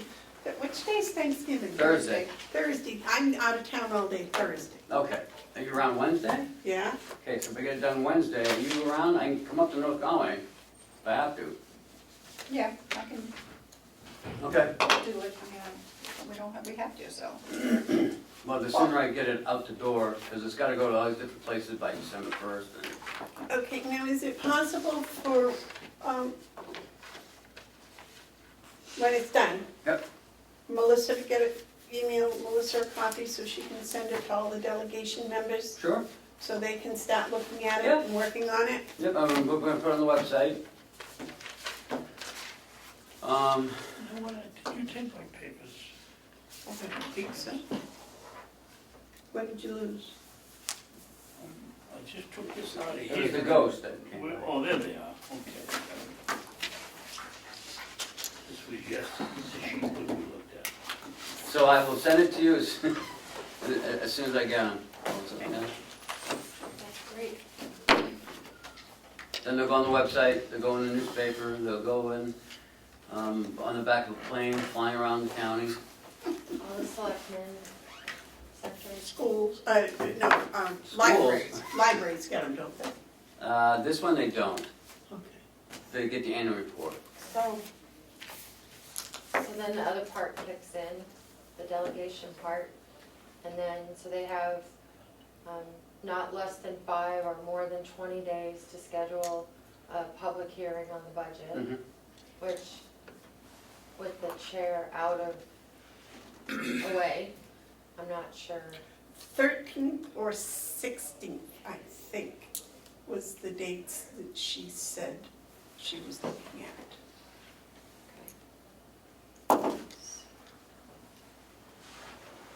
And that's, the clock starts ticking when you mail it, not December 1st, Right. so. Okay, so what do you can see the calendar on my Yeah. laptop shut off, so. The 27th is the day I'm shooting to mail them out, Okay, which is tomorrow, but I may not make that, so it'll be Friday at the latest. okay. And that way, Because I'll be here Friday putting these things out. 1, 2, 3, 4, 5. So can't have it earlier than the 5th of December. Or 1, 2, 5, 6, 7, 8, 9, 10, 11, 12. Well, they're all labeled. Or what'd you say, 20 days? So that Friday the 20th. That Thursday the 19th would be the last day they could have that hearing. Okay. Earliest day would be Wednesday the 4th. But she won't be back until I don't think she could do it until the 13th. Because I think she's returning the 9th. Okay, so we still have, Ninth, yeah. So it'd be the 13th maybe. it's not, we still have another 3 days to do it, so it's not like it's on the end of it. You want to contact her, you want me to try? No, I was gonna do that. Oh, okay. part, yeah, because then my responsibility kicks in of advertising it and making sure that it gets where it needs to go. It's different though than it's a little confusing, a little different than a regular delegation meeting where you have to post it 7 days and put it in the House calendar. If you read the part about public budget hearings, it only has to be posted for 3 days. Well, let's do it for 7 or whatever. Right, I would always do it longer, it just, depending on how weird. accessible that she is, I know. You know, she'll come back to the 9th, and then we want to have it on the 13th. I'll be in touch though, and let you know how I'm doing on that end. I would think the 13th would be good, and that way everyone will have seen it from the first. They'd have almost 2 weeks to look at it. And so if they had any questions, and the public, it'll be on the website the first. Yep. As soon as I send it out, it's gonna go on the website too. You had a question, Dave? So what is the date of the public meeting? Just know yet. The delegation chair will set that date. Okay, then I'd like to make a motion. Yes, sir. I'd like to make a motion, Madam Chairman, that this board requests of the chairman of the delegation that they hold a public budget meeting probably the last week of March. That's it. If somebody would second it, I'll get my soapbox. Well, I'll second it for discussion. Thank you. It is absolutely ridiculous that we call this a public hearing on the budget. It comes in here on December 1st. Nobody has seen it but us. The public hasn't seen it, and they're supposed to have input. The proper thing to do is to have one December 1st and then have one after the delegation has worked it over, so it's truly a public hearing on the budget. What we do now is just BS. David, are you asking to have a public hearing before the delegation makes their final vote for the, Yes. okay, that makes perfect sense. After the budget, I don't know whether you want to put the figure in 90% complete or 95% complete. They hold a budget so the public knows what they're voting on and still has a chance to muscle in if they want to. Because all the subcommittee meetings are filmed, correct? Not all of them. No? But they're all public. But they're all public. So anyone that has any interest, whatever, would be able to have all their information and be able to ask those questions before the delegation meets, or before the delegation actually votes. Yes. Okay, that makes sense to me. Yes, Ken? And I'm just asking that we as a board write a letter to the chairman and request that she does that. You can't tell her what to do. Ken? That was my comment. You can't tell them what to do. We can request, and if they want to, absolutely. But I would think that when we first present it to the delegation, that be a public hearing. It has to be. I said that, one then and one at the end after that. Oh, I didn't hear that, because you had your hand over your mouth, I didn't hear the first one. Probably had two So- hands. So, Your motion was to request that the delegation chair hold a public budget meeting. No, So a second public budget hearing prior to finalizing the 2020 budget? yes. Not to put words in your mouth. But maybe we should say between the subcommittee's finalized recommendations and the delegation's actual vote. That won't work, Madam Chairman, as you've seen. They go into the subcommittees, they work their bums off, getting the stuff ready, and they come to the delegation, and the delegation doesn't believe what the subcommittee does and change it. So, if,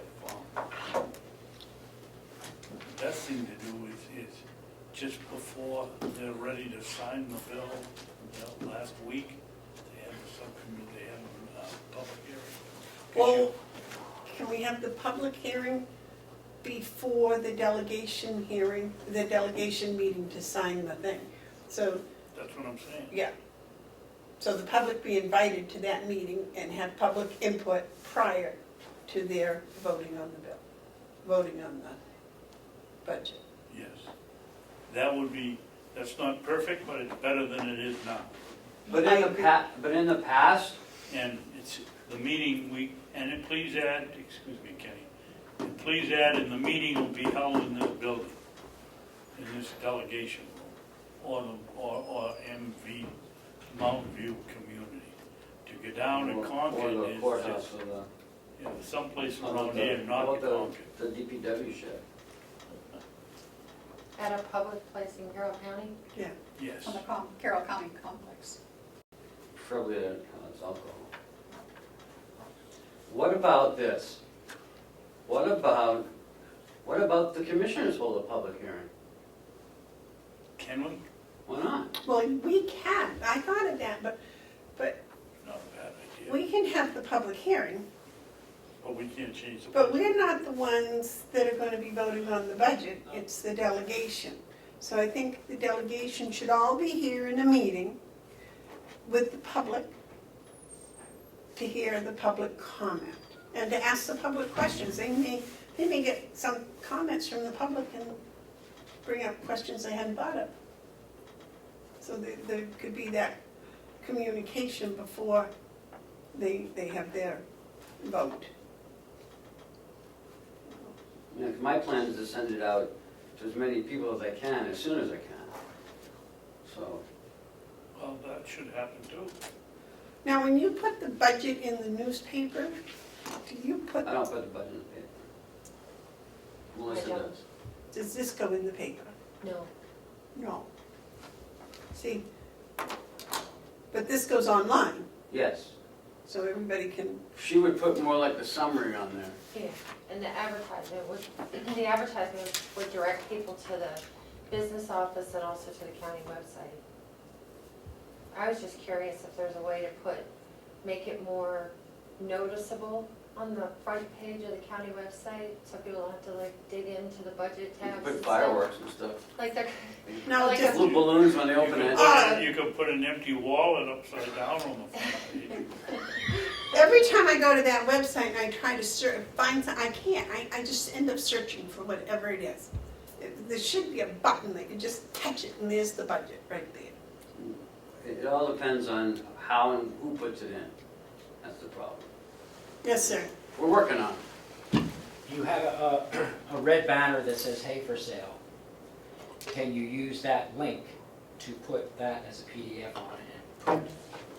County, county budget for sale. No. Take that hay off Yeah, and just put, this is your county budget. Sure. You just click once. probably. Well, I know you can do it, so that should be done. How many bales of hay do we have, by the way? I was asked yesterday. I don't know how much is That was left. asked yesterday. Okay. No one seems to know. I haven't been out to And count. because that's revenue, I was just wondering how much have we not, or could be bringing in? But you've had hay for sale on that website for how long, so you 6 should have months. sold it all. No, there's still some out there. I've seen, I haven't counted how many bales there were, They but took a truckload out 2 days. Oh, well, that's good. But that's what I would do, I would put it on the front page, that way you don't have to search for it all. It's in big red letters. And you'll still get somebody to say, I can't find it, even though it's red on the front page, but you can only do that much. there's always somebody who can't find something. I'm usually carrying the banner. So this is what she puts on the website? Yeah, something similar to that. That's Oh, all. no, not on the website, no, sorry. I thought in the paper. In the paper, Okay. because it's,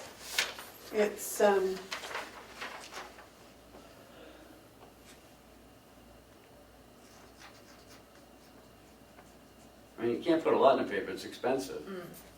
Especially if you start putting full-page ads.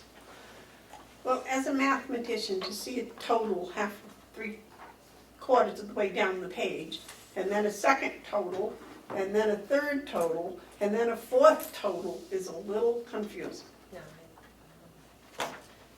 Well, you can tell Kathy that. Well, no, but I'm saying, put it in the newspaper for, Well, I mean, that's the 100 fund total, 200 fund total, and the total NBC fund grant, 10 million, and then total expenses is 34 million. Why can't we put in the newspaper, or Melissa put in the newspaper, the link to the budget on the webpage? I will. Put it in big letters, and if you wanna see the budget, here it is. And then next week, you're gonna complain how much the ad was. So, whoa, we spent $45 on an ad? right, Yeah, say, total expenses, proposed total expenses with the commissioner's proposed budget is $34,574,807. No. 34 million, Well, 34 million. I have trouble with those big numbers. $574,807. So, Whatever number you end up. There's no sense. and then say the total anticipated revenue for the commissioner's budget is 14. So the total revenue requiring the difference is the 34 million. No, that's not right.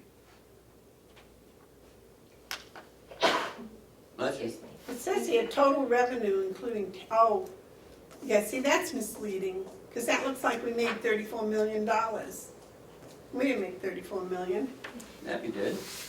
At the end of the year, when we get that. 20 million from taxes. That 17 million from taxes, we use that, I along know. with some of the other revenue that we get throughout the year. If they want to know what the expenses are, what the county revenue is. Well, the expenses are the same as the revenue, they have to equal.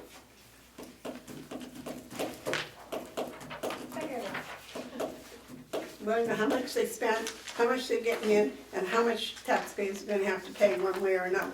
Because the taxpayers are paying out, the money that comes out of that fund is taxpayers' money as well as the money in taxes. Well, the tax rate's already out. We mean tax rates are there. Tax rate's already out, yeah. They use last year's we taxes. use last year's figures, we're all in the year behind. For 6 months, I forget which it is. but- So we won't see this until next year? Right. Well, that's when 2020 is. So the tax bill that I get in June won't reflect this rate. No, because that's 2020, we're in 2019. All right, are we done? We are completely done, thank God and thank you. Just make one little, I'm putting together binders for the delegation and the commissioners, well, 20 of them. So if I have to make a lot of copies, is it a good idea to call before I come up, or? No, you just come on, Okay, you're an employee, just come on. all right. The goal is to have a section for each main department, and then put behind the tab any supplemental materials that were brought during all these budget sessions, double-sided, so the binder doesn't have to be this big. But then I would like to have, maybe next week, the commissioners look at one. Each of you have one prepared, and say, this is how you'd like to present it before I make 20 of them. Does that make sense? You're gonna bring one in that you've done first? Yes, Okay, next okay. week, because if that I'd rather do that than make all of them and then have to fix something. So, Right. Is there a second copier available if she should come in and they are? Yeah, Bonnie's got a good copier now. But ours, I mean, we don't use ours all day long. She can definitely use it. Okay. Are you scanning your card in when you come in? And I didn't this week. Okay, well, there might be a problem with your pay. So I'll have to make sure, but, I'm always a week behind them. oh, that's right. Checkmate knows when you're doing the 240 and the 170, whatever it is. Oh, they do? So you just scan it and you'll be set. Oh, okay, I found that out yesterday afternoon. okay. How do they know? They set it up that way. So when it's reviewed by Kathy, she just tells it, well, what day because there's only one delegation meeting every Right. quarter, so. Well, that's what I was gonna say, because all the other miscellaneous days we've gathered her up here.